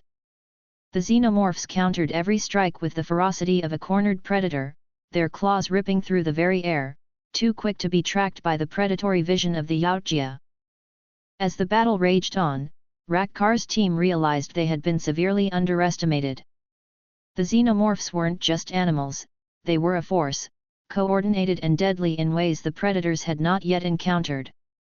Then came the leader. The towering xenomorph approached, its movements deliberate, its strength overwhelming. The warriors who faced him had no time to react before the beast's claws raked through their armor, the sound of tearing metal echoing through the night. Rakkar himself barely had time to defend himself before he felt the brute force of the xenomorph slam into him. It was a deadly, vicious fight. The xenomorphs were relentless, smashing through the predator's defenses with ease. Their agility was far beyond anything the Yautja had ever seen, and each attack was precise. The fight escalated quickly, the predator's plasma casters firing wildly in the dark, only to miss their mark. Rakkar fought with everything he had, his wrist blades slashing through the air, but it wasn't enough. He felt the claws of the xenomorph leader dig into his side, tearing through his armor and skin. The pain was sharp, a reminder of just how lethal these creatures could be. The others fought valiantly, but one by one, the xenomorphs picked them off, their strength and cunning proving too much for even the most skilled hunters. As the last of Rakkar's warriors fell, their bodies now littering the ground, Rakkar found himself pinned to the earth, his breath ragged. The leader of the xenomorphs loomed over him, its towering form casting a long shadow. The predator's final attempt to escape was futile as the claws tightened around his throat, ending the battle. POV, Xenomorph Queen, you, first person. The fight was over. The blood of the Yautja stained the ground beneath me as my warriors returned, dragging the remaining 2 dead bodies of their fallen prey. Their struggle had been futile, the predators were not invincible. And now, they would pay the price. I watched with satisfaction as my children presented the bodies of the Yautja. The thrill of victory surged through me, my hunger for power growing with each kill. The hunt had been successful, but this was only the beginning. I would continue to grow stronger, and those foolish predators would never be able to defeat us. As the bodies of the fallen were brought to me, I couldn't help but smile. The Queen had once again proven that there were none greater than her. The Yautja would learn that this world and this universe belonged to me and my children. And with that, the cycle of death continued. Chapter 47, The Chase Begins. POV, Xenomorph Queen, you, first person. The hunt was not over. It had only just begun. I stood at the heart of my hive, my mind already thinking several steps ahead, calculating, plotting. The last skirmish, while a victory, had been only a mere fraction of the challenge that awaited. The predators had done what all prey did when confronted by a true force of nature: they ran. But they would not escape, not this time. I would make sure of it. The blood of my children had been spilled, but the Yautja had not been completely successful in their retreat. Some had fled the battlefield, their prideful arrogance stung, their warriors humbled by the overwhelming power of my offspring. And now, those that survived would be hunted mercilessly. I called forth my commanders, the most capable of my warriors, each one bred for a different purpose. Some were drones, efficient and tireless, while others were the agile, four-legged hunters that would track their prey down with ruthless precision. And there were my warriors, tall, powerful, and armed with raw, brute force. I ordered them to move. Spread out, I commanded, my mind weaving the instructions through the hive's connection. Find them. Hunt them all. And so, the chase began. POV, Predator Team, in retreat. The sounds of the forest were deafening, the stillness broken only by the rustling of leaves underfoot. Rakkar, his body battered and bloodied, stumbled through the dense jungle. His once pristine armor was now scratched and torn, the weight of his failed mission sinking into him with every step. He had led his team into the heart of the Xenomorph's territory, thinking they could conquer, thinking they could outsmart the creatures that had become their greatest enemies. But the Xenomorphs had turned the tables, and now they were the ones fleeing. The other survivors of Rakkar's team were ahead of him, their footsteps quick and urgent. Virak, his second-in-command, was leading the group, and Rakkar could hear his voice coming back to him in sharp, gruff tones. "We need to get to the ship," Virak said, his breath heavy from the exertion of running. "We can regroup and plan from there. If we stay out here too long, we'll be picked off." Rakkar grunted in agreement, though his mind raced with the reality of their situation. They'd failed to take down the Xenomorphs, failed in their mission. But what they didn't realize was the true danger now. The Xenomorphs were not just hunting them, they were hunting them as if it were a game. And in this game, the predators were the prey. Virak's voice snapped him out of his thoughts. "I think we've lost them. We're far enough away from the hive now. We can make it back to the ship if we keep moving." But Rakkar didn't feel that sense of safety. He felt it, they felt it, the watchful eyes of the Xenomorphs. They hadn't lost them. No. They were still being hunted. "We're not safe," Rakkar murmured, his eyes scanning the trees around them. He could feel it then, a ripple in the air, a strange, almost electric sensation. The trees above rustled, the very atmosphere thick with tension. Then, all at once, they heard it. The low, guttural clicking noise that only the Xenomorphs made when they were closing in on their prey. They were still being tracked. POV, Xenomorph Hunter, First Strike. The forest was alive with movement as my warriors spread out, each of them honing in on their targets. The predators were not fast enough to escape the hunt. They were strong, but they were not accustomed to being the prey. They didn't understand the persistence of my children, the way we could track them with perfect precision. The four-legged drones led the charge, their speed unmatched as they moved silently through the dense foliage. Their every step was calculated, their sharp senses guiding them toward the scent trail of the predators. We could taste the fear in the air, could sense the desperation in their scent. The hunt was becoming more than just a mission. It was a promise that every single predator that ran would be brought back to me, to the hive. None would escape. I could feel the connection with my children as they pursued the predators, closing in on them. Soon, we would meet. Soon, we would engage in battle once again. And this time, there would be no mercy. POV, Predator Team, the fight continues. The sound of something heavy moving through the jungle reached their ears, the soft thump of footsteps barely audible over the noise of the trees. The survivors kept moving, their weapons at the ready. They knew what was coming, and this time, they wouldn't be caught unprepared. Virak, still leading the way, held up his hand. "Stop!" The group froze, crouching low to the ground. The air felt thick, charged with tension. Rakkar's eyes darted from one side to the other, every sense on high alert. He could hear it now, heavy breathing, something close, something predatory. And then, from the shadows, they came. A mass of sleek, chitinous bodies, moving in tandem. The Xenomorphs. The fight was brief but intense. Virak fired his plasma caster, the blast sending one of the drones flying backward, its body erupting into flames. But there were many more. The four-legged drones leaped from the shadows, their claws swiping at the predators, sending one of them crashing to the ground. Rakkar lashed out with his wrist blades, slashing through the air in an attempt to cleave through one of the attacking Xenomorphs.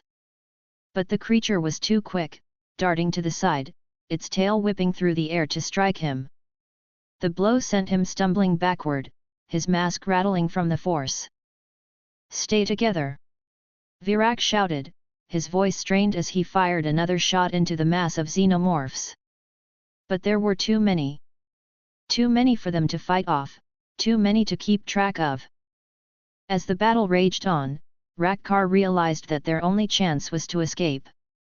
The predators were skilled fighters, but the Xenomorphs had them outnumbered, and these creatures were not to be underestimated. And then, just as suddenly as the battle had begun, it stopped. The Xenomorphs paused, their movements still and focused, waiting. Something had changed. Rakkar didn't know what it was, but he could feel it, the presence of something larger, something more dangerous closing in. The battle was far from over. POV, Xenomorph Queen, you, first person. The blood of my children soaked into the earth, but it did not deter me. It fueled me. The hunt had been exhilarating, and now my warriors had engaged the remaining predators. Their time was nearly up. I would not allow them to escape. I watched through the eyes of my drones, my warriors, as they cornered the predators, pressing in from all sides. The scent of their fear filled my senses, and I reveled in it. Soon, they would all be brought to me, either dead or captured, and I would feast on their strength. The final confrontation was near. And I, the Queen, would decide how it ended. Chapter 48, The Hunt Intensifies. POV, Xenomorph Queen, you, first person. The taste of their fear was intoxicating. Each step they took, each breath they drew, was a reminder of their impending demise. The hunt had escalated. I could feel the battle, feel the chaos unfolding as my warriors tracked the remaining predators, their movements swift and calculated. Through the hive's connection, I watched them, my children, move in perfect unison. Each predator was a distinct target, and my warriors knew what to do. Drones, agile and relentless, took the front lines, with the four-legged beasts flanking them, closing in from every angle. I knew the predators would fight with everything they had, but it wasn't enough. They were surrounded. Outnumbered. It was only a matter of time before they realized their fate. POV, Predator Team, Desperation. The atmosphere was thick with tension as the remaining predators moved through the jungle. They had split into smaller groups, knowing the xenomorphs had been tracking them. But every direction they turned, every corner they tried to hide behind, the creatures were there waiting. Virak, ever the tactician, scanned their surroundings. The jungle felt alive, but it was no longer comforting. It was oppressive. Like a predator's den, closing in on its prey. We need to keep moving. They're trying to box us in, Virak muttered, his voice low but filled with urgency. Rakkar and the others nodded in silent agreement, their masks scanning the trees, searching for any sign of movement. Their wrist blades were extended, their plasma casters primed. And then, the first attack came. A flash of movement, a blur of black and chrome as a drone xenomorph leapt from the shadows. It collided with one of their members, the impact sending him sprawling backward, his scream muffled beneath the crushing weight of the creature. The predator's plasma caster fired in an attempt to dislodge the xenomorph, but it was too quick. The blast missed, its aim thrown off as the xenomorph used its tail to strike at the predator's leg. The creature shrieked as its sharp tail pierced through the armor, causing the predator to collapse in pain. "Get him off!" Rakkar shouted as he sprinted toward his comrade, his blade swinging through the air. The drone hissed, its mouth opening wide, revealing a mouthful of sharp, jagged teeth. It lunged toward Rakkar with lightning speed. He wasn't fast enough to avoid it. The xenomorph latched onto his arm, its claws digging deep into the metal of his armor. Virak fired again, his plasma blast finally hitting the creature square in the chest. The xenomorph screeched as it was thrown back, twitching violently before lying still. Rakkar stumbled backward, his chest heaving with the effort. He had narrowly escaped death, but there was no time to rest. They were still being hunted. "Regroup!" Virak barked, and the group quickly formed a tighter circle. They had to fight their way out.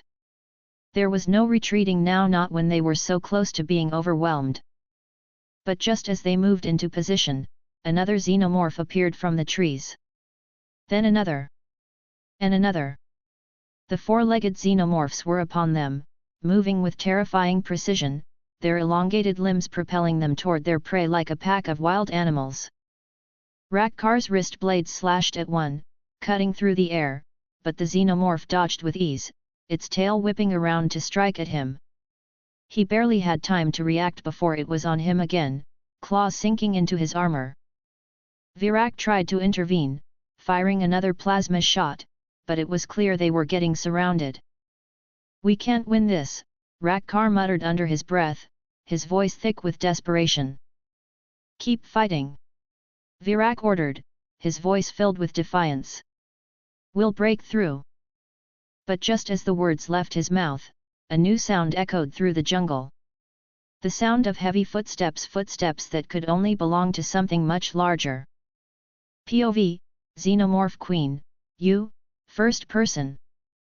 I felt the vibrations in the ground, the reverberations through the earth beneath my feet. My warriors were engaging them. But something was off. I could feel the predators growing more desperate, their movements erratic. They were cornered, but they were not defeated. I wanted to see their desperation. I wanted to see the moment when they realized their powerlessness. I could feel the shift in the air, the adrenaline of my children, and it was exhilarating. The battle had moved closer now, closer to the edge of my domain. I could sense the fear growing in the predators' minds as they realized the inevitable. They were running out of options. I directed my warriors to close in. The drones would find them, and the four-legged hunters would ensure that no escape was possible. I watched as they scattered no longer as a unified group, but as individuals, each one trying to survive. And it would be their undoing. One by one, my drones descended upon the scattered predators. They struck hard and fast, slicing through the thick foliage as they closed in. POV, Predator Team, Final Stand. The situation had grown dire. The remaining predators could feel the walls closing in. They were moving faster now, leaping over roots and thick vines, trying to push through the dense underbrush, but every movement felt heavier. They could hear the xenomorphs closing in, their sharp clicks echoing behind them, growing louder with every passing second. Virak's voice came over the comms, low but resolute, "Stick together. We'll fight through this." But Rakkar's response was grim. "There's too many. They're everywhere." Suddenly, the underbrush exploded with movement. One of the four-legged xenomorphs lunged from the trees, its claws slashing through the air with deadly precision. Virak reacted instinctively, blocking the attack with his wrist blade, but the force of the impact sent him stumbling backward. The predator's plasma caster fired, hitting the xenomorph square in the chest, but the creature was relentless. It crawled up Virak's body, its claws raking through his armor, dragging him to the ground. "No!" Rakkar roared, charging forward, but the xenomorph was too quick. Its tail whipped out, striking him hard across the chest, sending him reeling. It wasn't a battle anymore, it was a massacre. POV, Xenomorph Queen, you, first person. I watched as the chaos unfolded, my children working with terrifying coordination. The predators were no longer fighting to win. They were fighting to survive. And soon, they would not be able to. I sent out the final wave of drones, the relentless force that would wipe out the remainder of the predators. They would have no choice but to face their ultimate demise, their weapons no match for the power of my hive. I could feel their defeat in the air. And I reveled in it. POV, Predator Team, Final Moments. The battle had reached its peak. Virak lay on the ground, bloodied and gasping for air.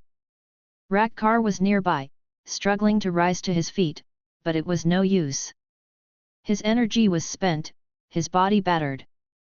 And then, just as the last of the predators thought they might have a moment of respite, a figure appeared from the shadows. The Queen.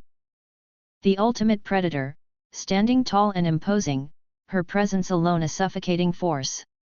Her black eyes locked onto them with a predatory gleam, and Rakkar knew, without a doubt, that this was the end. But as he glanced over at Virak, he saw something that chilled him to the bone, something he had not anticipated. The face-huggers were closing in. Chapter 49, The Hive's Wrath. POV, Xenomorph Queen, you, first person. The air was thick with the scent of their blood, familiar, yet foreign. The battle had reached its boiling point, and I could taste victory in every breath. My warriors had nearly finished them off, but I wasn't ready for this hunt to end just yet. No. There was still much to be done. Still much to conquer. I felt the vibrations in the earth beneath me, a rhythm that synchronized with the pulse of the hive. The last of the predators were struggling, crawling, attempting to rise from the dirt and blood. Their desperate movements were a twisted dance, a futile attempt to escape their inevitable fate. I sent another wave of drones, their sleek black bodies gliding like shadows through the jungle, their tails swishing through the trees like whips ready to strike. They were closing in, and the predators could feel it. But they didn't yet realize how completely they were outmatched. Every step they took brought them closer to my grasp. And soon, they would be nothing more than food for my children. POV, Predator Team, Final Stand. Virak could barely hold his weight. His body was covered in the thick, slick fluid of his fallen comrades. The wounds that covered him were deep, the blood mixing with the dirt and sweat on his skin. Virak. Rakkar's voice came through his comms, low and raspy, filled with pain. We can't keep fighting like this. Virak didn't answer immediately. He knew the words were true. They had been caught off guard. They had been outnumbered, overwhelmed by an enemy unlike any they had faced before. But a part of him all of him refused to admit defeat. I didn't come this far to lose, he finally grunted, struggling to stand on his knees. The jungle around them shifted, and he could hear it before he saw it them. The drone xenomorphs emerged from the shadows, their sleek black bodies glistening under the faint light that pierced through the trees. Their tails lashed and their jaws opened wide, revealing rows of razor-sharp teeth. One of the xenomorphs made its move, slithering forward with lightning speed, its tail striking like a snake. Virak barely had time to react, his plasma caster firing as he twisted to dodge. The blast sent the creature reeling, but it only took a moment for it to recover, its terrifying screech filling the air. We have to regroup. Rakkar shouted, his voice hoarse as he struggled to stay upright. There too many. Virak nodded, but there was no time. The drones were upon them. They fought with everything they had, their plasma casters firing, wrist blades flashing in the air. But it was like fighting the shadows themselves. Every time they thought they had an advantage, more xenomorphs emerged from the trees, flanking them from all sides. The tide of battle was turning against them. Rakkar fell first. The drone xenomorph lunged, its claws ripping through his armor and piercing deep into his chest. He screamed, but the sound was cut off as the creature's tail shot through him, pulling him into the darkness. Virak turned just in time to see his comrade fall. His heart clenched. No. He fired another blast, hitting a xenomorph square in the chest, but the thing barely flinched. They were losing. He heard the sounds of their claws scraping across the earth, and the low growls that echoed through the jungle. He knew what was coming next. He knew what the xenomorphs were capable of. But he wasn't ready to go down without a fight. POV, Xenomorph Queen, you, first person. The satisfaction of watching them struggle, the fear that emanated from them, was a feeling I reveled in. It was a dense one where they were helpless, spinning in the web I had woven for them. I could feel their leader, Virak, fighting still. His will was strong. But even the strongest warriors break when the weight of the hunt presses upon them. And Virak would break soon enough. I sent my warriors forward with precision. The drones and the four-legged beasts moved in, tightening the noose around them. The time had come for the final act of the hunt. Through the hive's connection, I felt their panic, their frustration. They were not prepared for this. They had underestimated the strength of my children. And now, they were going to pay for it. The xenomorphs closed in, their limbs moving with deadly grace. And as they drew closer to their prey, I saw it their last attempt to break free. But it was futile. POV, Predator Team, the end. Virak fought with everything left in him. His plasma casters fired one after another, cutting down the advancing xenomorphs in waves. But each blast felt weaker than the last. His energy reserves were depleting, and he knew he couldn't hold on much longer. His body was riddled with wounds, his vision growing blurry. He felt the weight of defeat press against him like a vice, but he pushed through it. The jungle was alive with the sounds of combat, the screeches of the xenomorphs and the distant roars of his comrades being torn apart. But the tide was turning. He could feel it in his bones. And then, it happened. The Queen. Her presence flooded the air, heavy and suffocating. He saw her towering, majestic, her black eyes gleaming with victory. She was surrounded by her children, her warriors, all moving in unison to finish the job. Virak barely had time to raise his wrist blade in a final, futile defense before one of the four-legged xenomorphs lunged, its claws slicing through his armor and digging deep into his flesh. The force of the strike sent him to the ground, his vision spinning. The Queen's gaze locked onto him, and he knew, without a doubt, that his time had come. POV, Xenomorph Queen, you, first person. I watched as the last of the predators was overwhelmed, his body torn apart by my warriors. The hunt had been glorious. It had been a game one I had orchestrated with perfection. But now, it was time to finish it. My drones closed in on the last of the predators, dragging them toward me. Their bodies were covered in the blood of their fallen comrades, but it wasn't enough to stop them from delivering their final gift. The last two predators were brought before me, their faces twisted in agony as the face-huggers leapt onto them, wrapping around their necks with an almost predatory speed. I smiled. This was how it was meant to be. The hunt was over. Chapter 50, Echoes of the Hunt. POV, Xenomorph Queen, you, first person. The hive was alive with a restless energy. My brood felt it too. The unsettling vibrations from the ship were almost palpable, reverberating through the walls of resin and bone. I could feel it in my very being, an anomaly in the rhythm of the hunt. Something had changed, something had shifted. The air was thick with anticipation. The scent of blood had already begun to linger, filling the cavernous depths of my lair. But this was no ordinary blood. No, this was the blood of the predators, the hunters who had once thought themselves invincible. I had planned the hunt meticulously, sending out my strongest warriors, drones, and those born from the cat hosts into the fray.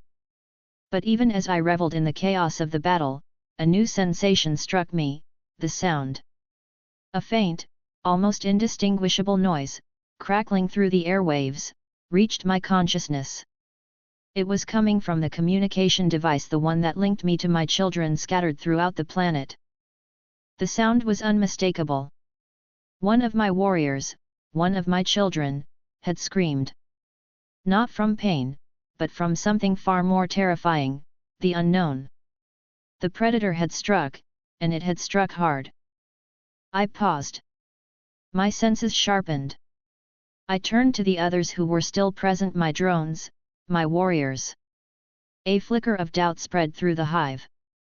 They were no longer under my direct command, no longer bound to me by instinct alone. But my control was still strong enough. Bring them back, I ordered, my voice thick with a quiet fury. Bring them back now. POV, Predator 1, third person. The communication link buzzed to life, crackling with the static of something far off. The hunters, each of them poised and ready for their next move, glanced at the flickering screens in front of them. They'd been tracking the xenomorphs for hours, moving through the dark, desolate landscape that stretched endlessly in every direction. And then came the scream. A shrill, almost deafening cry, something unlike anything they'd heard before. It wasn't the roar of an animal. It wasn't the cry of a defeated prey. It was the scream of a fellow hunter, one of the xenomorphs. At first, there was only silence. They stared at the screen, the communication device blinking in muted rhythm. The sound echoed again, sharp and terrifying.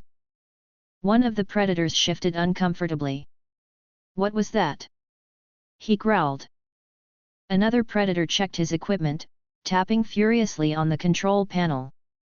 That was a xenomorph, he muttered. Something went wrong. They're dead. A tense silence filled the room as the reality of the situation set in. We lost them. A third voice asked, disbelief ringing in his tone. They had sent their team out in pairs, each tasked with tracking and killing as many xenomorphs as they could. But now, one by one, they were hearing the final screams of their comrades. Something was hunting them now, something far more intelligent and deadly than they had ever anticipated. The leader of the group, a seasoned predator with scars running deep across his mask, stood at the head of the room. He gripped the communicator tightly, his mandibles clicking in irritation. They should not have been so careless, he muttered, speaking not just to the group but to himself.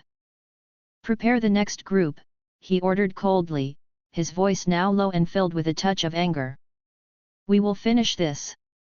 But they won't know what hit them. The others nodded, understanding that this was no longer a simple hunt. The tide had turned. And in the back of their minds, they all wondered what exactly had gone wrong and whether they, too, would become the prey. POV, Xenomorph Queen, you, first person.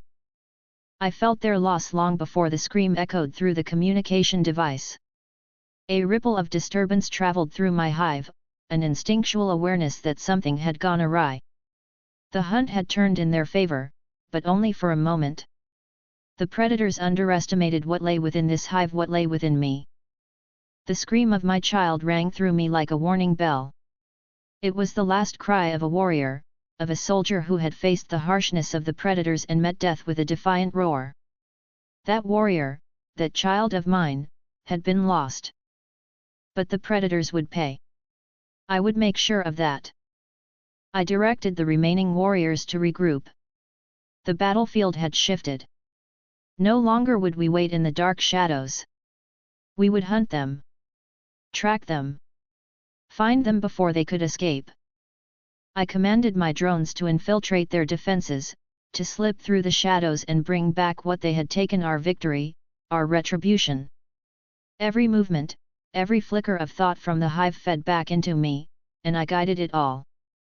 This was only the beginning. POV, Predator 1, third person. The air was thick with tension, each of them on edge. The predators knew that they were being hunted. The xenomorphs had learned. The communication was no longer a tool to track them, but a signal of their imminent doom. And yet, they couldn't turn back. No matter the cost. You can hear it, can't you? One of the predators asked, his voice filled with quiet anger. The scream. It was them. The xenomorphs have learned. The leader remained silent, his eyes narrowing as he stared at the communication device. He could feel the weight of the situation pressing down on them. They were no longer the hunters. They were the hunted. And now, more than ever, they knew the game had changed. POV, Xenomorph Queen, you, first person. The hunt continues. My warriors are moving swiftly, driven by the singular purpose of retribution. The predators may think they have the upper hand, but they do not understand the depths of my hive. The fight is far from over. In fact, it is only just beginning. They will learn the hard way that this is not their planet to claim. Chapter 51, The Silent Echo of War. POV, Xenomorph Queen, you, first person. The darkness of the hive stretched endlessly around me. It was alive, every surface pulsed with the heartbeat of thousands, millions, perhaps, of my children. The walls of the hive throbbed with their presence, each new layer of resin and bone built with one purpose: to support the growing brood. I could feel the stirring within the eggs, new life stirring in the stillness of the hive. They were ready to hatch. My children were growing. Soon, they would be released into the world, and the cycle would continue. I watched as my warriors moved gracefully through the dark labyrinth, their movements synchronized, instinctual. The hissing of the eggs echoed in the depths. I could hear them, the faint cracks as the shells began to weaken under the pressure of life pressing against them. They would burst open soon, their hungry, scuttling forms crawling into the world, ready to hunt. Every pulse of the hive felt like a heartbeat in my chest, an echo of something ancient and undeniable. These were my children, born of my blood, of my will. And they would not fail. The predators may have thought they could simply walk in, take what they wanted, and leave. But they were wrong. They had underestimated me, and now, the price would be paid. The scream of my warrior from earlier rang in my mind, a reminder of the toll this war had already claimed. But the predators were not finished. Neither was I. POV, Predator Leader, Third Person. The leader of the predators stood in the shadows, his gaze cold and calculating. He had just heard the news their comrades, their brothers in arms, had fallen. The Xenomorphs had made them pay the ultimate price, and there was no victory in that. The leader's mandibles clicked in frustration. He had heard the cry. The scream of their fallen warriors, the sound of Xenomorphs closing in for the kill. It was a reminder of how much had changed. Once, the predators hunted these creatures with ease. But now, the tables had turned. Let them be, the leader said, his voice low but filled with authority. We won't go after the queen. Not now. The other predators around him exchanged confused looks. What? But we have to take her down. She killed our own. We have to avenge them. The leader turned slowly, his gaze sharp as a blade. Avenge them? For what? His tone was even, though beneath it was the weight of experience. A worthy death is one fought in battle. We do not chase revenge like children. We fight for honor. And this? This was a fight we weren't prepared for. The leader's words echoed in the silence that followed. His eyes flicked over to the communication device, where the last remnants of their comrades' screams still hung in the air. The queen is no fool. She knows what she is doing. She lured them into her domain, and they fell. But we are not the same, another predator argued. We can still finish what they started. The leader shook his head. You misunderstand. If we go after her now, if we push this fight, it will not be a battle. It will be a slaughter. She has proven herself worthy of our respect. Those who fell, they died with honor, but they also made a grave mistake in underestimating the Xenomorphs. And we, too, must learn that lesson. He paused, his voice quiet but heavy with meaning. The Queen. She is a force, not to be trifled with. And those who underestimated her paid the price. That is the lesson for all of us. No matter how many Xenomorphs we kill, no matter how many queens we hunt, it will never be enough. There will always be more. And there will always be one who is stronger. The other predators stood silent, the weight of their leader's words settling over them like a shroud. It was a bitter pill to swallow, but they knew he was right. They had taken down many Xenomorphs in the past, some even in the heart of their hive. But this was different. The Xenomorph Queen was different. And so, the leader continued, we will not go after her. Not today. We will regroup. We will track, we will hunt, but we will not make the mistake of chasing revenge. The Queen lives. And we learn from her. Let this battle be a lesson to all who think they can simply waltz in and take what they want. One of the predators stepped forward, his voice hesitant but resolute. So, we retreat for now. The leader nodded. We will live to fight another day. And when we do, we will be prepared. But this war will not be won by reckless vengeance. We are hunters. And we do not hunt for the sake of anger. We hunt for the thrill of the chase. And this time, the hunt is not over. As the group slowly dispersed, the leader remained standing in the shadows, his gaze fixed on the distance. The battle was far from over. But the lesson had been learned. POV, Xenomorph Queen, you, first person. They had retreated. The predators, the great hunters, had turned and left. And I could feel it, their hesitation. Their doubt. The lesson had been learned. They had underestimated me. They had underestimated my children. And now, they knew better. But this was not the end. Far from it. The war had just begun. The scream of my fallen warrior still echoed in my mind, but it was not a cry of defeat. No, it was a rallying cry. One I would not let go unanswered. I could feel the hatchlings stirring, the eggs in the deep recesses of the hive growing restless. It would not be long before they emerged hungry, ready, and far more vicious than the ones who had fallen before them. The predators may have retreated for now, but they would be back. And when they did, I would be ready. This was only the beginning. And I would make sure they would regret underestimating me. Chapter 52, A New Dawn. Ripley's eyes fluttered open, the world around her a haze of dim lights and the steady hum of machines. Her limbs felt heavy, like she had just been woken from a long and unsettling sleep. She tried to move, but her body felt sluggish, as if it was fighting against her. Her breath hitched as she attempted to make sense of the situation. Where was she? The sterile, clinical atmosphere around her didn't look familiar. The walls were white and metallic, and the room itself was smaller than what she remembered from the Nostromo.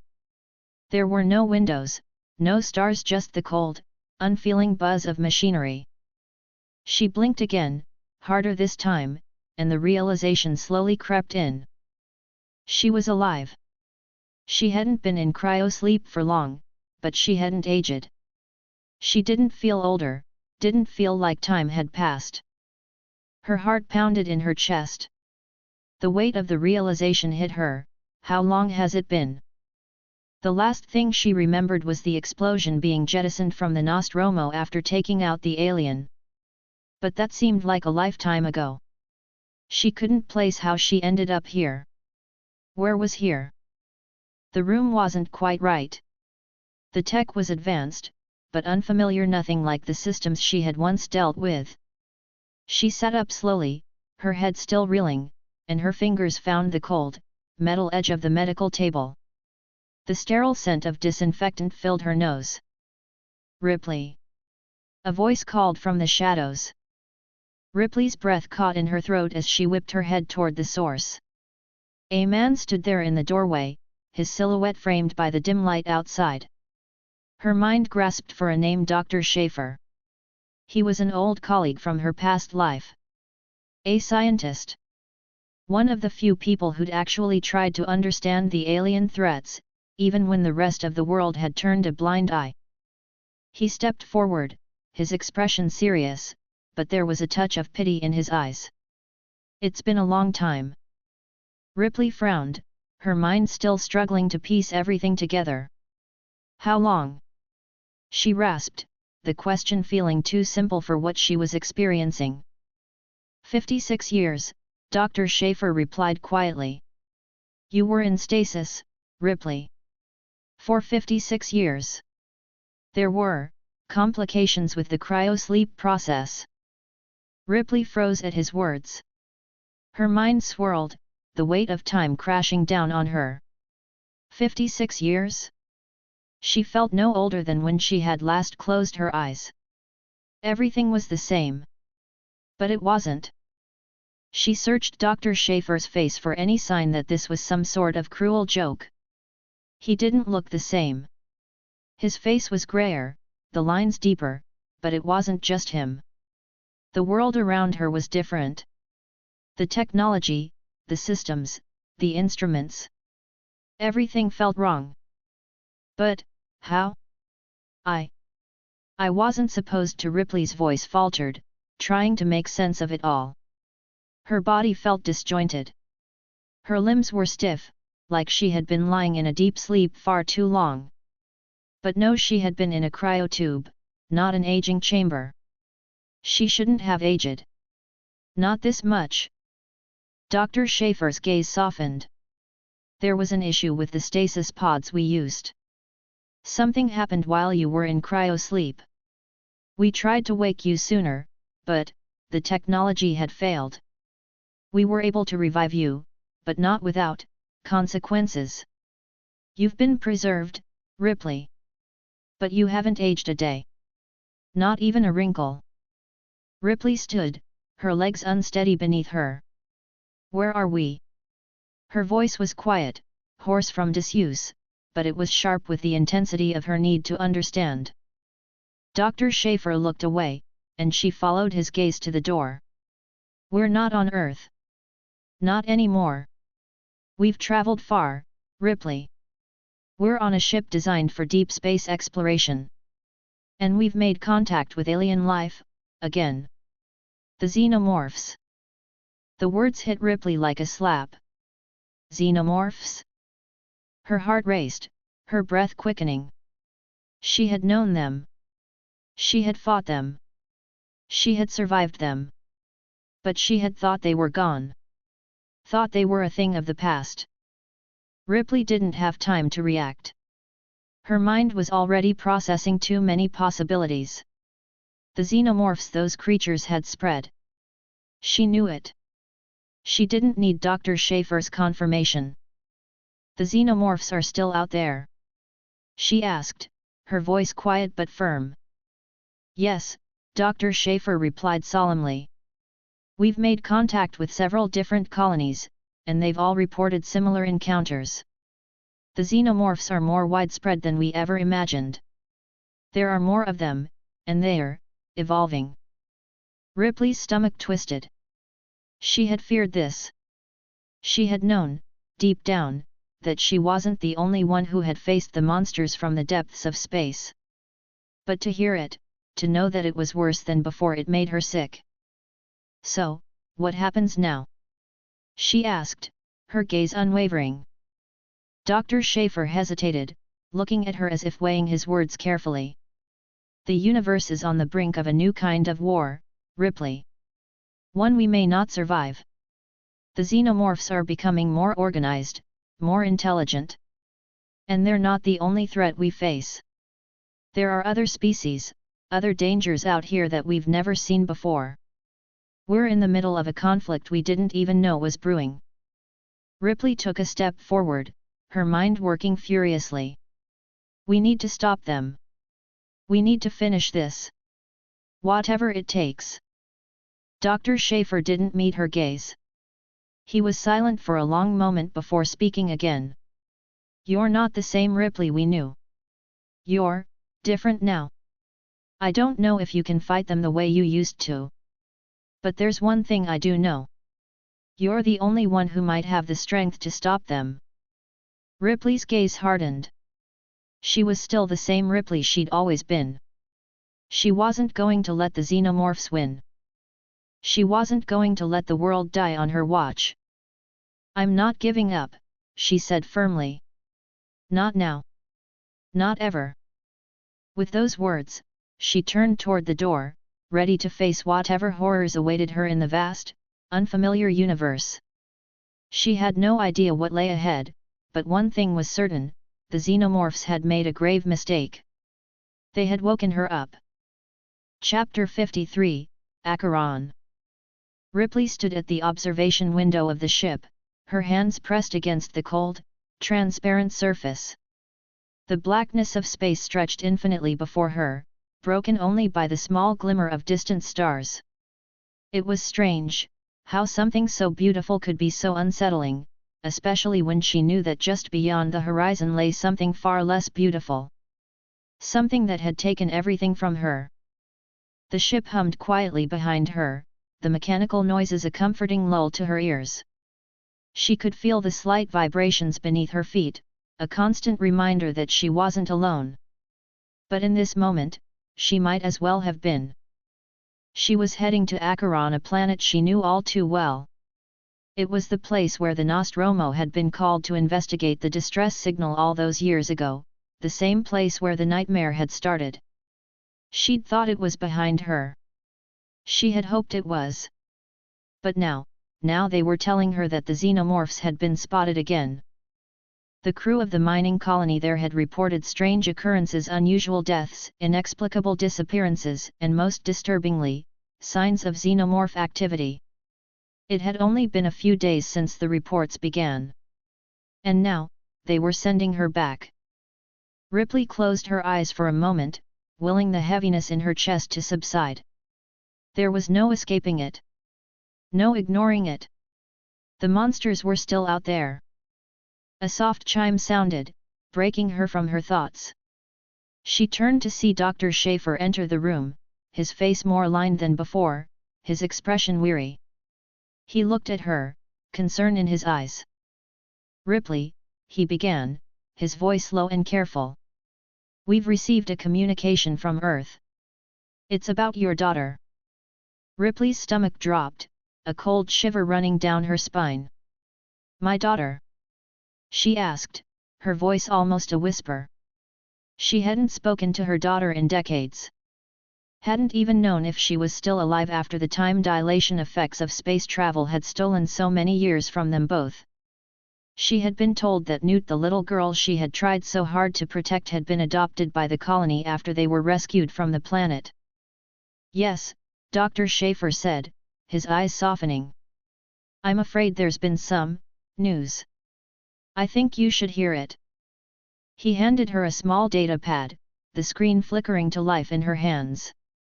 Ripley's breath hitched as a video began to play. It was a grainy recording of a public service announcement, an announcement she had never wanted to see. Her throat tightened as the voice of a newscaster filled the room, giving a summary of the tragic news. "It is with great sorrow that we announce the passing of Rebecca Newt Jordan, daughter of Ellen Ripley. At the age of 56, Newt passed away quietly in her sleep due to natural causes. Her contribution to the Earth colony effort will not be forgotten, and her work with the terraforming division was highly praised." The words blurred before Ripley's eyes. She could hear the newscaster's voice, but they no longer made sense. All she could focus on was the image of Newt, a young woman with a familiar face, but one that was no longer the child she had saved. She had lived out her life. And Ripley had missed it. Her heart shattered as the realization set in. She had promised to protect Newt. She had promised that she would never let anything happen to her. And now, the girl who had been her anchor in the storm of her past was gone. She hadn't been there to watch her grow up, to hear her laugh or see her face light up with joy. Ripley's eyes stung as the tears began to fall. She wiped them away roughly, angry at herself for showing such weakness. But it didn't matter. It hurt too much. The grief was a weight on her chest, a constant reminder that she had failed in a way she could never undo. Dr. Schaefer stood silently by, not intruding on her sorrow, just letting her process it in her own way. The seconds stretched into minutes before Ripley spoke again. How did she die?" Ripley's voice was hoarse, barely above a whisper. "Natural causes," he replied softly. "Her body just aged, Ripley. There were no signs of trauma or illness. It was just time." Ripley nodded numbly, the sharp pang of loss still raw and overwhelming.